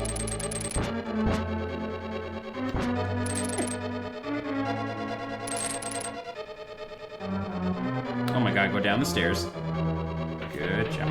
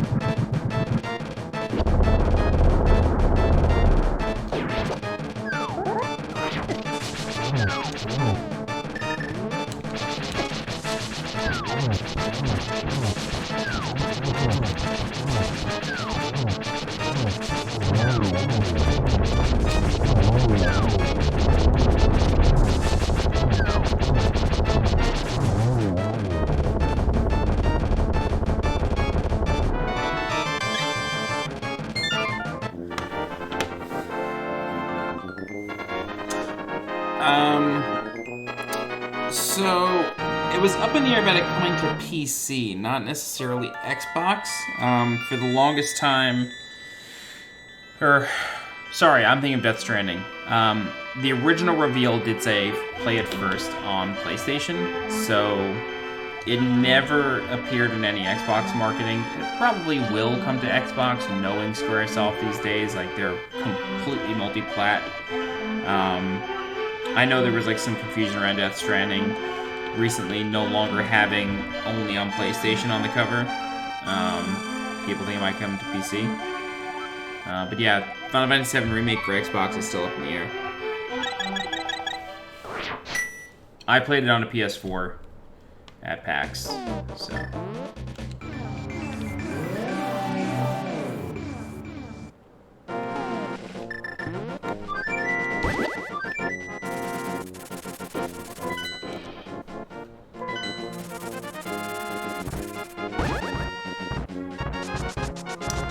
Curb, no, I am not. I really don't like Final Fantasy VIII.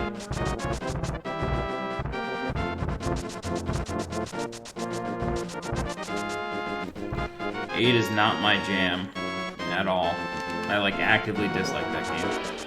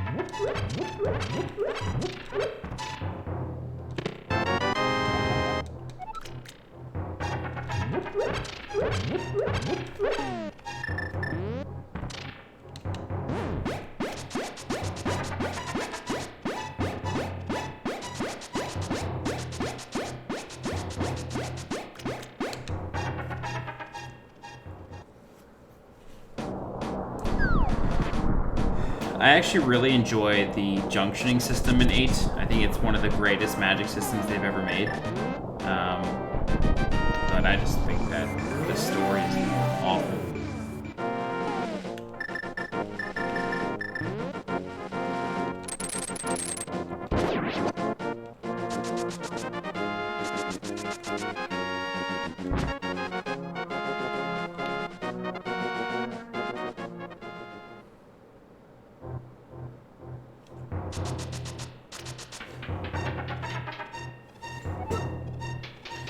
Yeah, 6 is still pretty up there for me too. It's probably a tie between 6, 7, and 10. With 9 coming in at a very, very close 4th.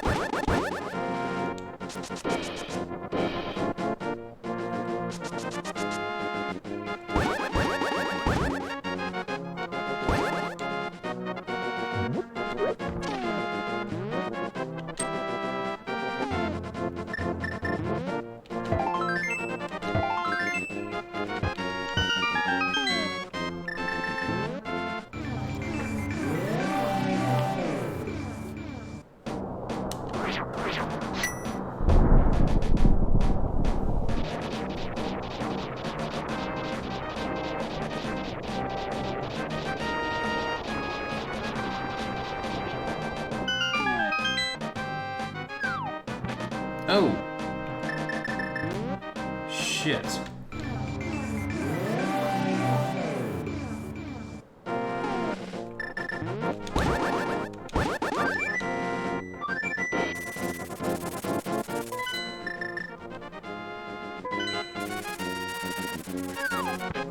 Can't believe I forgot about this. I'm an idiot.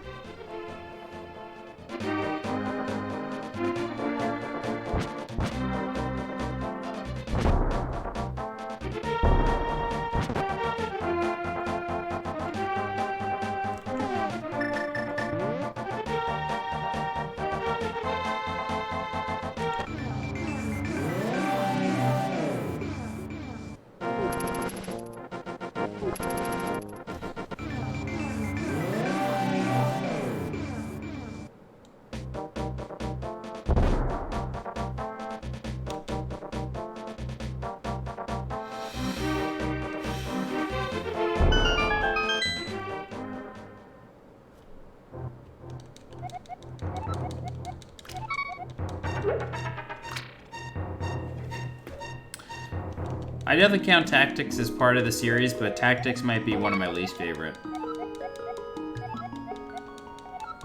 Just because I don't like tactical games.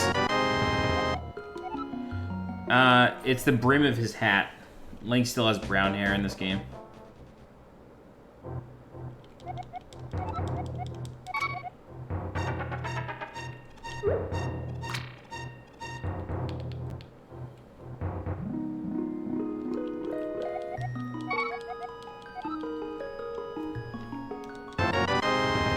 Yeah, you can see it like right here.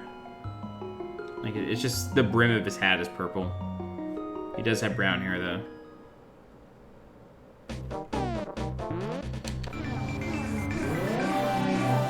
When I get the red tunic, you'll see it because the brim of the hat turns yellow. Oh.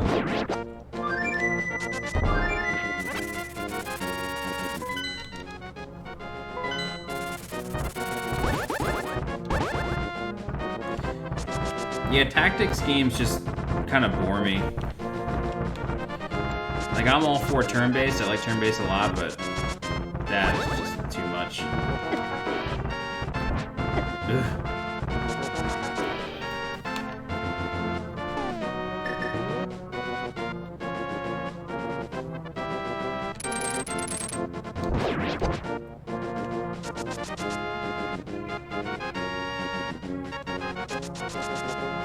Your whole life is a lie. Don't feel bad. Everybody thinks that.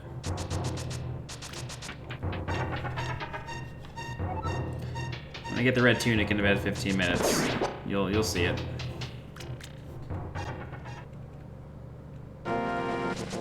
If I had the blue tunic, I think with the blue tunic, I can't remember what the color of the hat is. It's been a long time since I've gotten the blue tunic.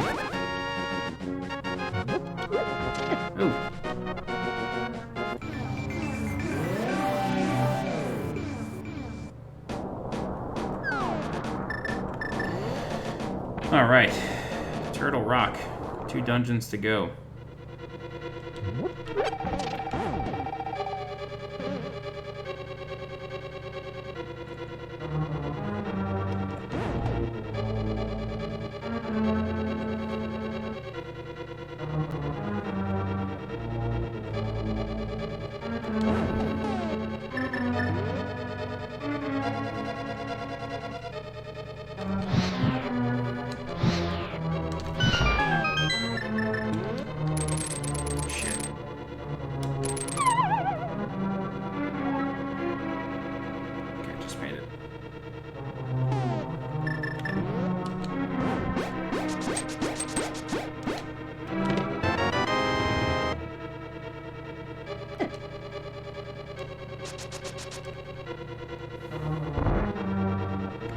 Breath of Fire, wow. I'm assuming you're talking about Breath of Fire with BOF. I never actually played a Breath of Fire game.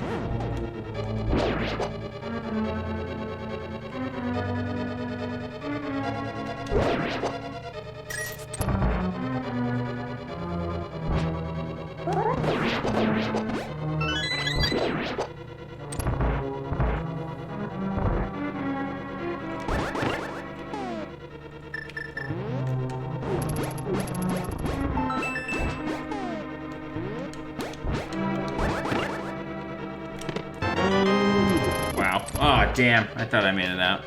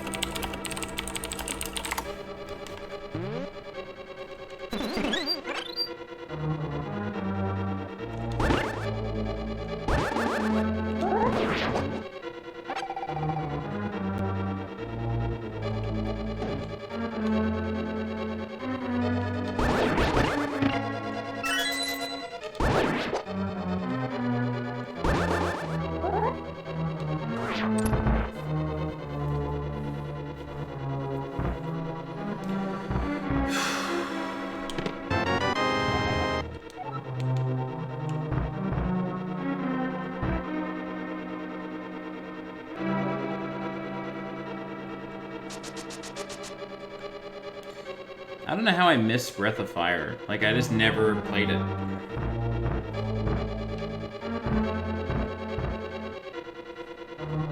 Like, even as a kid, I wasn't, like, the biggest Capcom fan. Like, I just didn't buy Capcom games. I don't know why.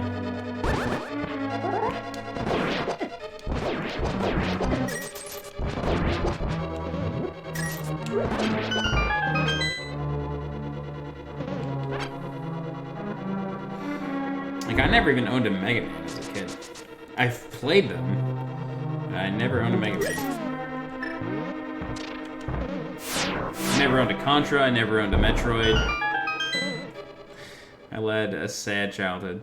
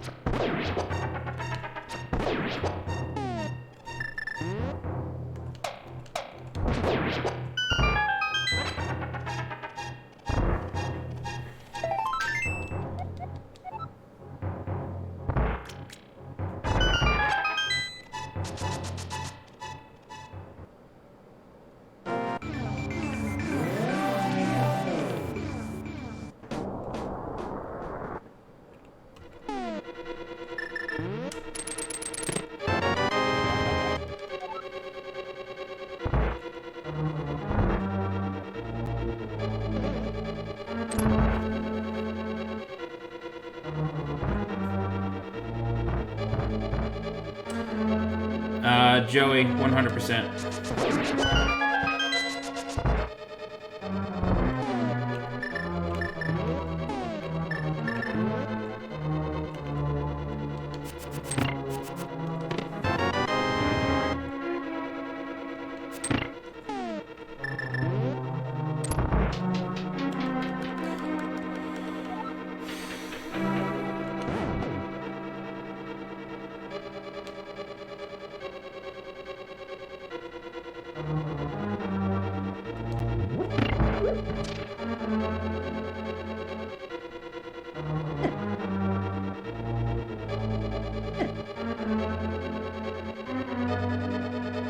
shit.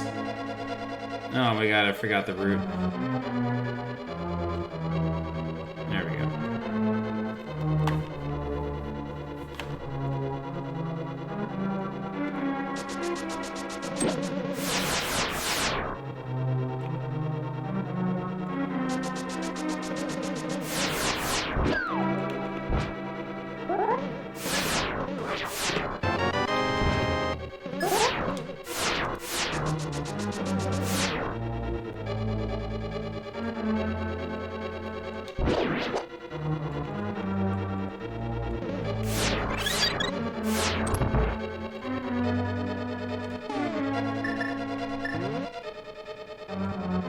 Oh no.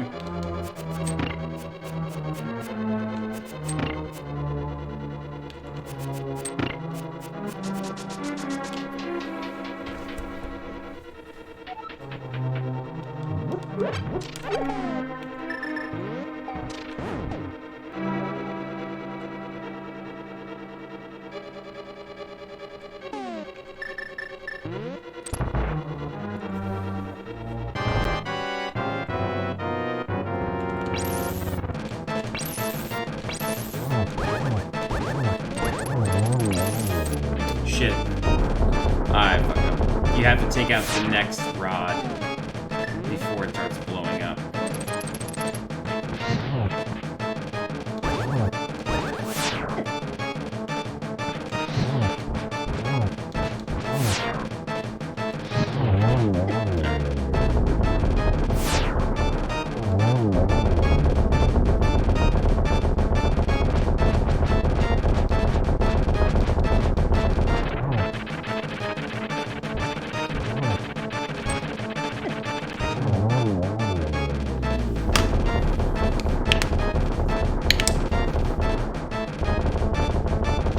Dude, in 92, the frame drops were seen as like something awesome. Like, oh man, look at that chug. I used to get so excited when it would happen. But only because like it didn't really like affect the experience in a way. Like, it was pretty rough, but like it was just sort of like, okay, there's so much happening on the screen, so like you can understand and it looks cool. But when it happens over nothing, it's just like, all right.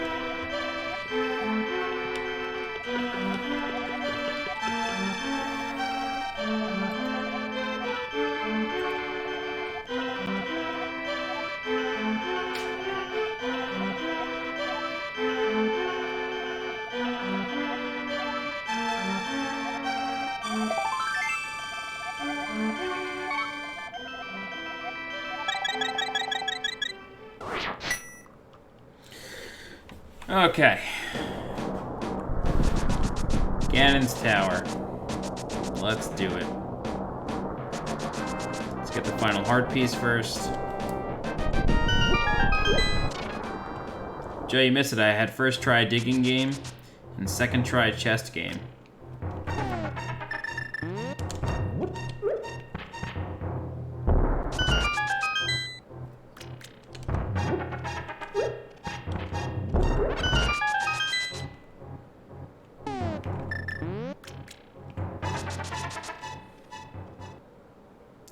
And then I died to Mothula in Skull Woods, so got what I deserved.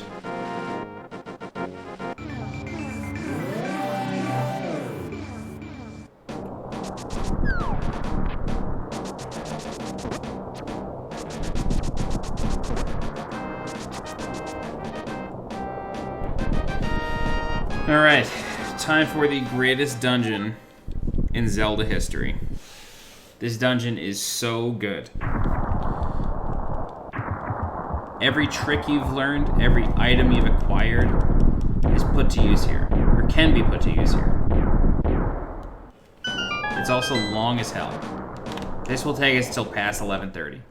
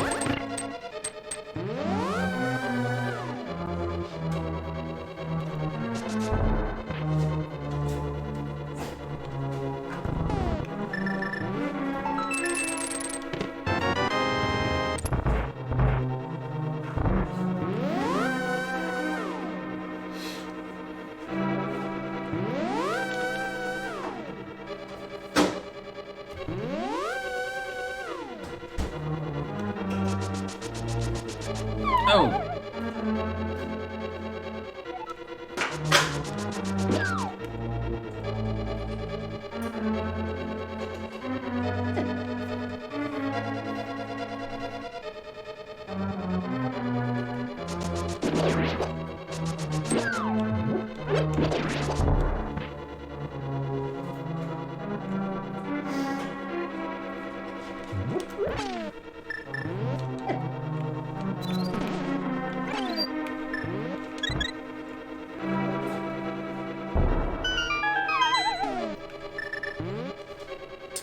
Joe, this is on the Super Nintendo Classic.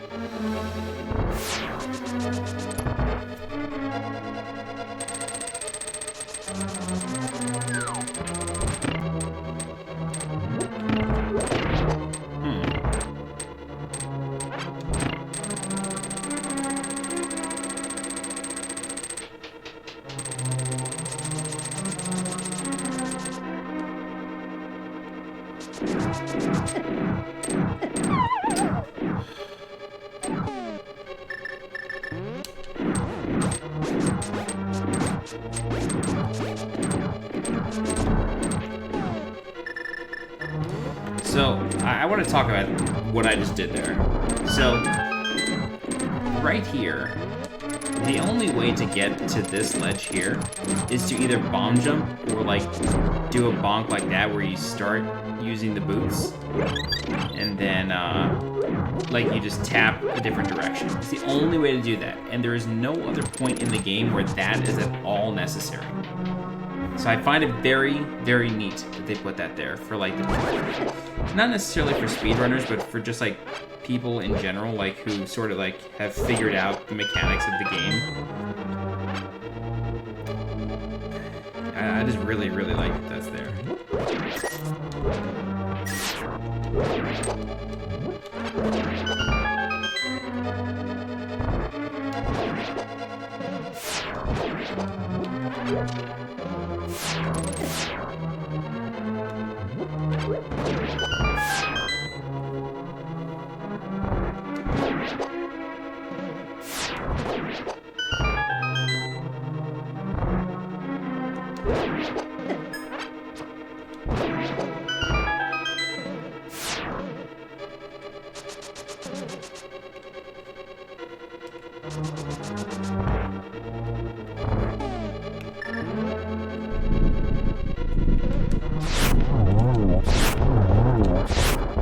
Oh my god, what do you know about the perfect land molar right there?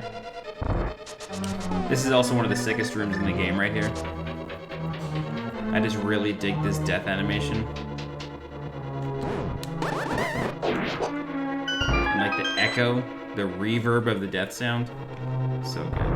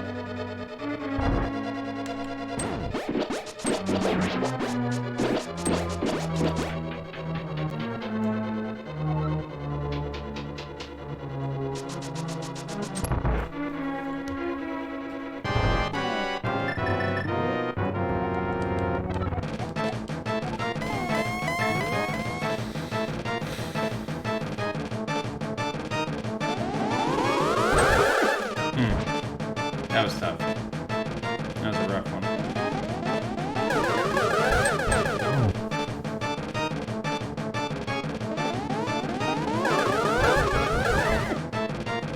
It's a real bad pattern here.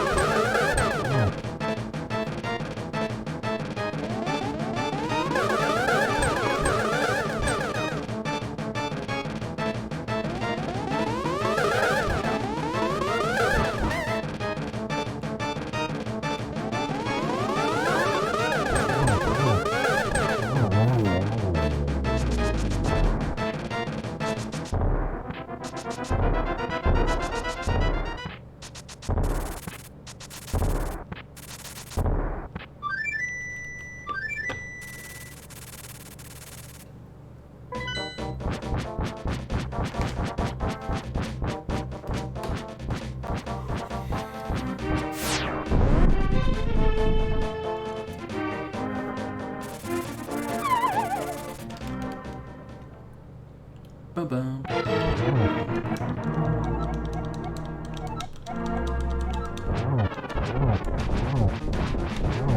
Damn, I almost made it through that Aghanim fight without getting hit.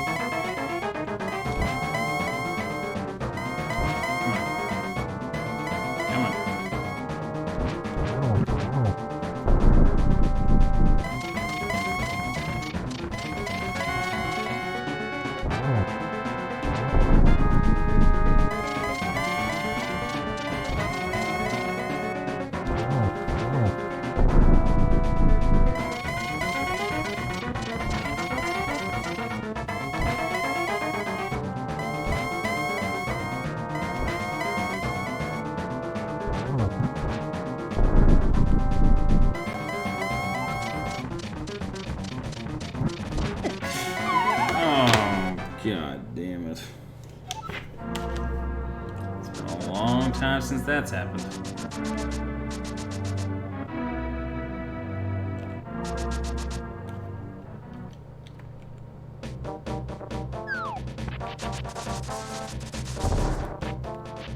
I just like couldn't get him to cooperate.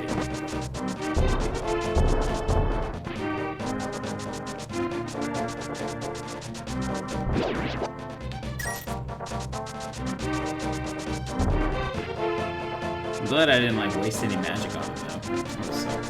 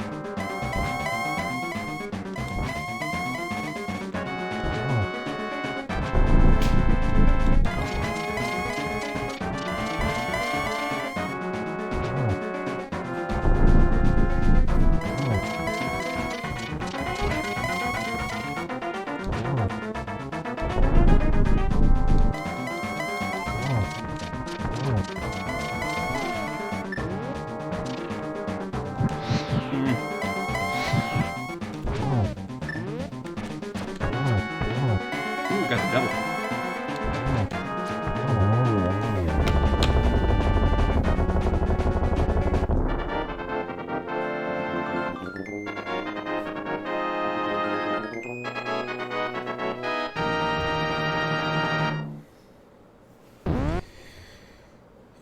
All right. Well, that's a link to the past.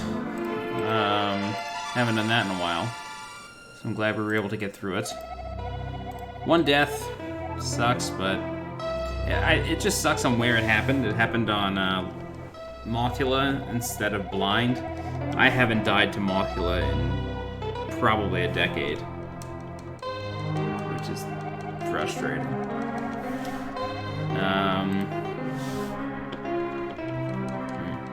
So I'm playing this in preparation for Link's Awakening on Switch, and what I'm going to do starting Thursday is begin a playthrough of the original Link's Awakening. I may do DX just so it looks a little bit better on stream. I just got to figure out how to like get that to show up well. You know, I may put like a GBA emulator on my SNES Classic. I may just emulate it in general. I don't know. But yeah, that's the goal here. If you're a new follower for tonight, I know there's a few of you. I do make guides. That is my primary form of content. You can check me out on YouTube at youtube.com/SweetJohnnyCage. I'll be doing guides for Link's Awakening.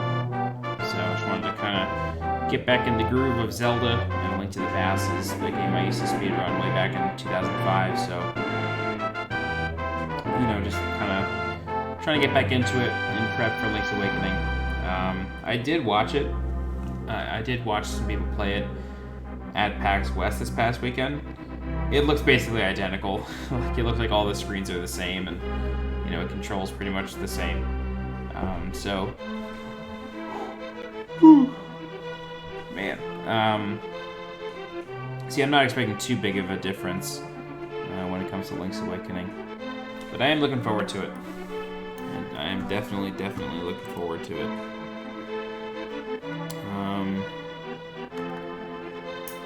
Yeah, Nintendo changed things? No way. No way. No way.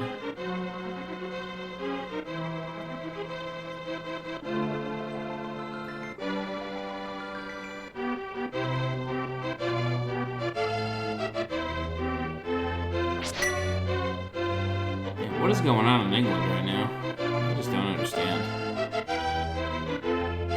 I don't understand how one party gets elected. Like, how it's not a representative. That's weird. You think there's gonna be a Joy-Con gimmick? Really? I don't think so. Well, there will probably be a vibration gimmick. If you remember in Link's Awakening, if you got the compass, it would play a sound if there was something in the room. So maybe that'll be transferred to like an HD rumble instead. Maybe.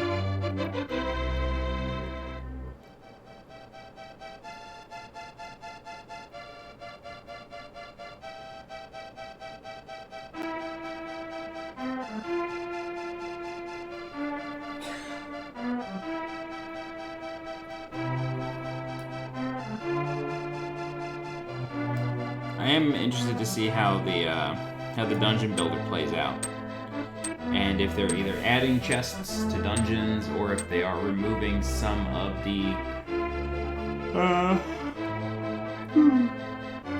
magic acorns. That'll be interesting to see. I'm also wondering if they're going to put the color dungeon in there from DX. Definitely be interested to see what they do with that area. I mean, it was literally called the Color Dungeon, right? So they have to give it a new name in 2019. They can't just call something the Color Dungeon. But again, it's Nintendo, so you never know.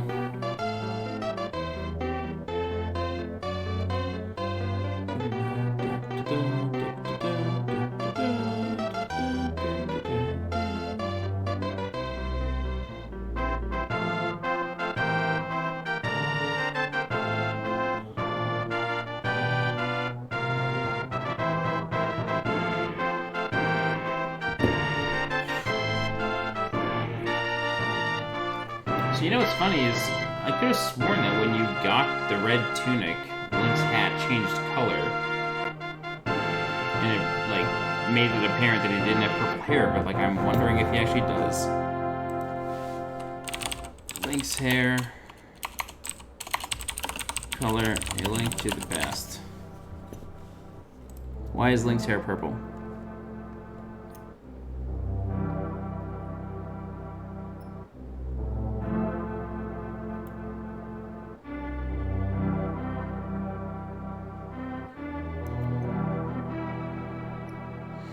It's pink because of some system limitations. No, I don't believe that.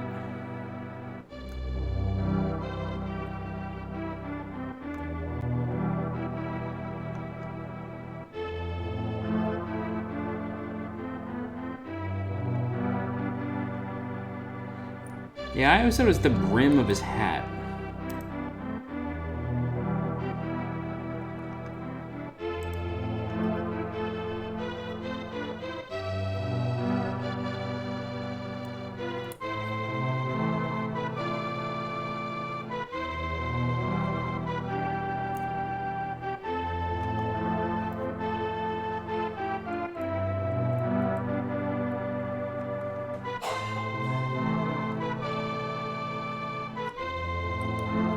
In the artwork, it's most certainly brown.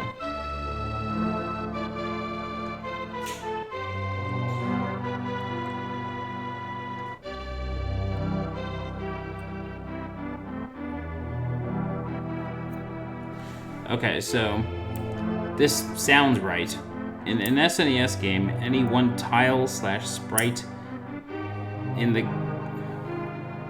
any one tile can only use 16 different colors at a time, thus the term 16-bit. I don't think that's where that comes from. Normal Link and Bunny Link use the same set of colors, which is the palette, which does not include a yellow-brown for Link's hair. This is because with the pink for the bunny included, there isn't enough room in the palette for that extra color. This does not sound correct to me.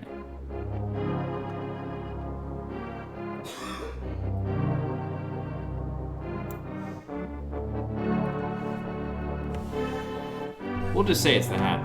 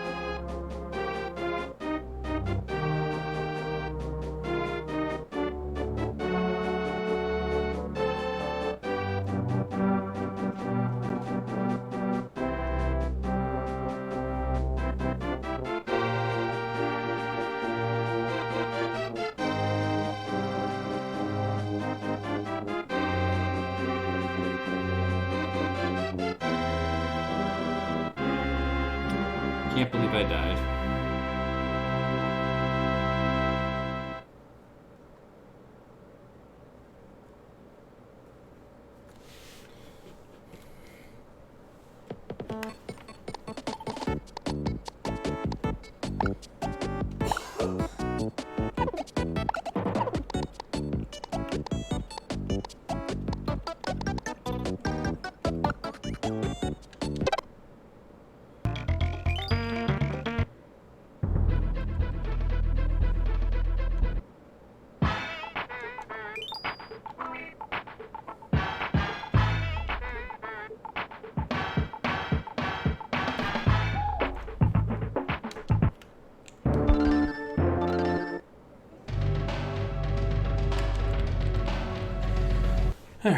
play Animal Antics, and then we'll call it a night here.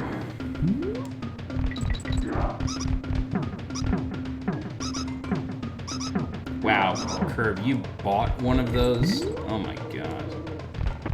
How much did you pay for it, first of all?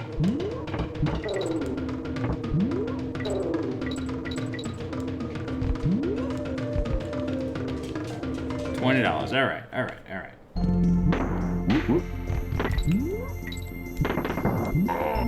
Shit.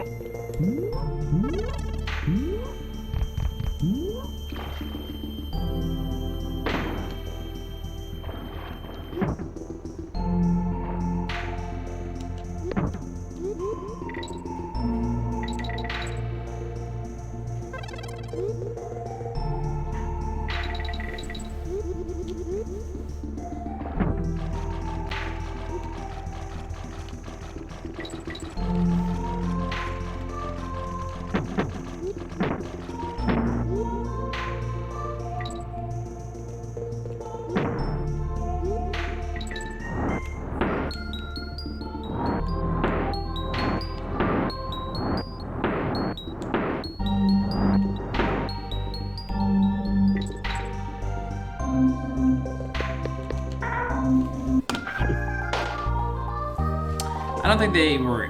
I think they were $79.99 at launch. I don't think they were. They couldn't have been $100.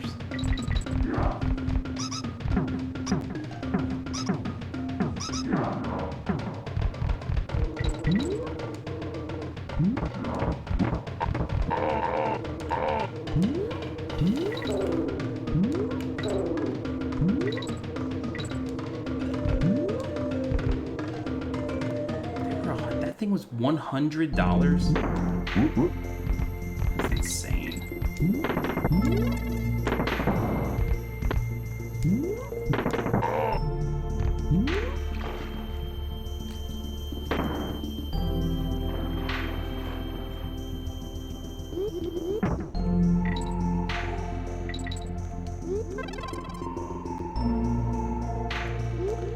I do remember the SNES Classic being $80, but I also remember that being worth it.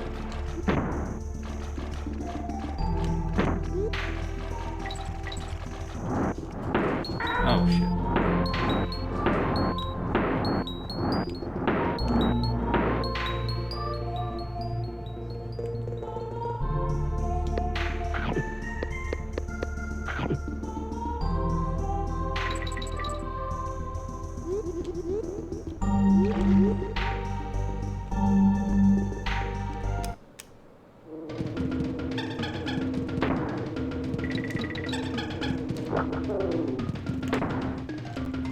Aquatic Ambience, that's Donkey Kong Country 1, isn't it? And it's also the name of a level in Donkey Kong Country 1. Which I thought was kind of funny.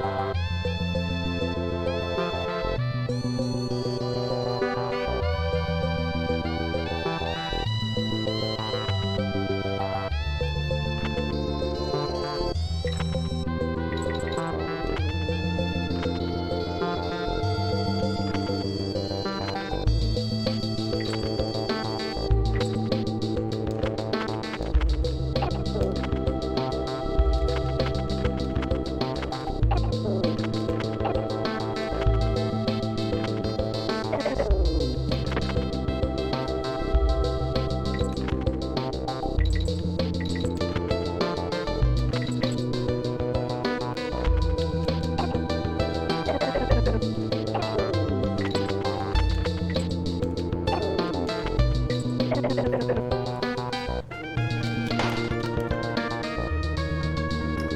schizophrenic. What's going on? Oh, God. I truthfully don't know if I'm going to finish this. I'm, like, sincerely tired. I kind of just picked this because it was on my system.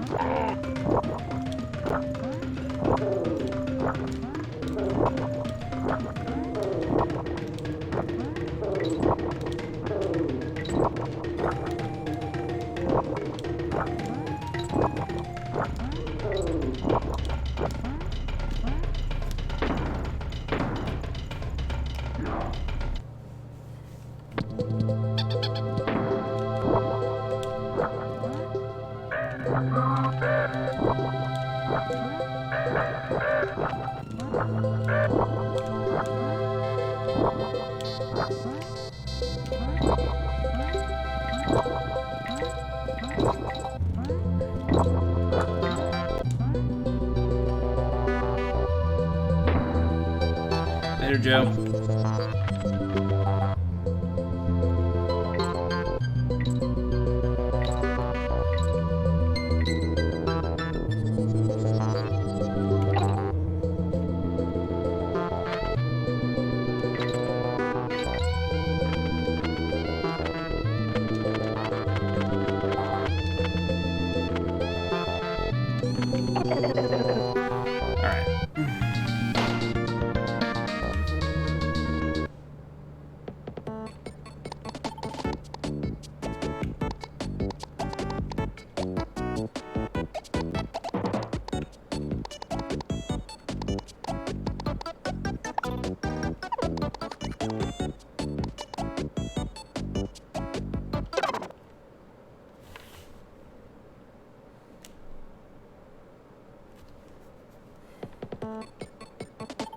Oh, right, that doesn't work.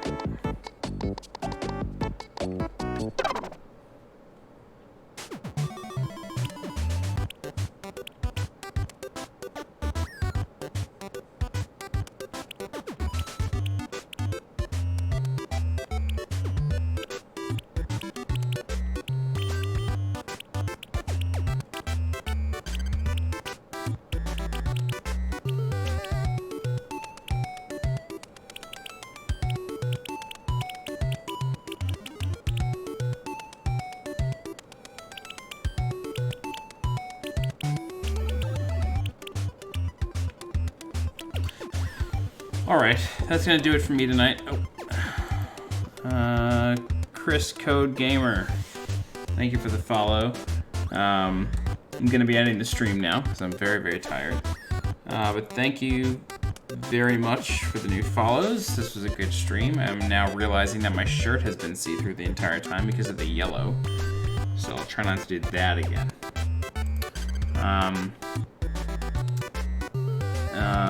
Digger, T-Rock, or Time Lord. This is just like the base NES Classic. Dump, like the, whatever it's called. I haven't hacked this thing in so long. So whatever is on the default NES Classic is on here. And then, you know, have all that. Alright, well that's gonna do it for me. I'll see you guys Thursday, 9 p.m. Eastern, with Link's Awakening. So, yeah, we'll start there. Alright, have a good night.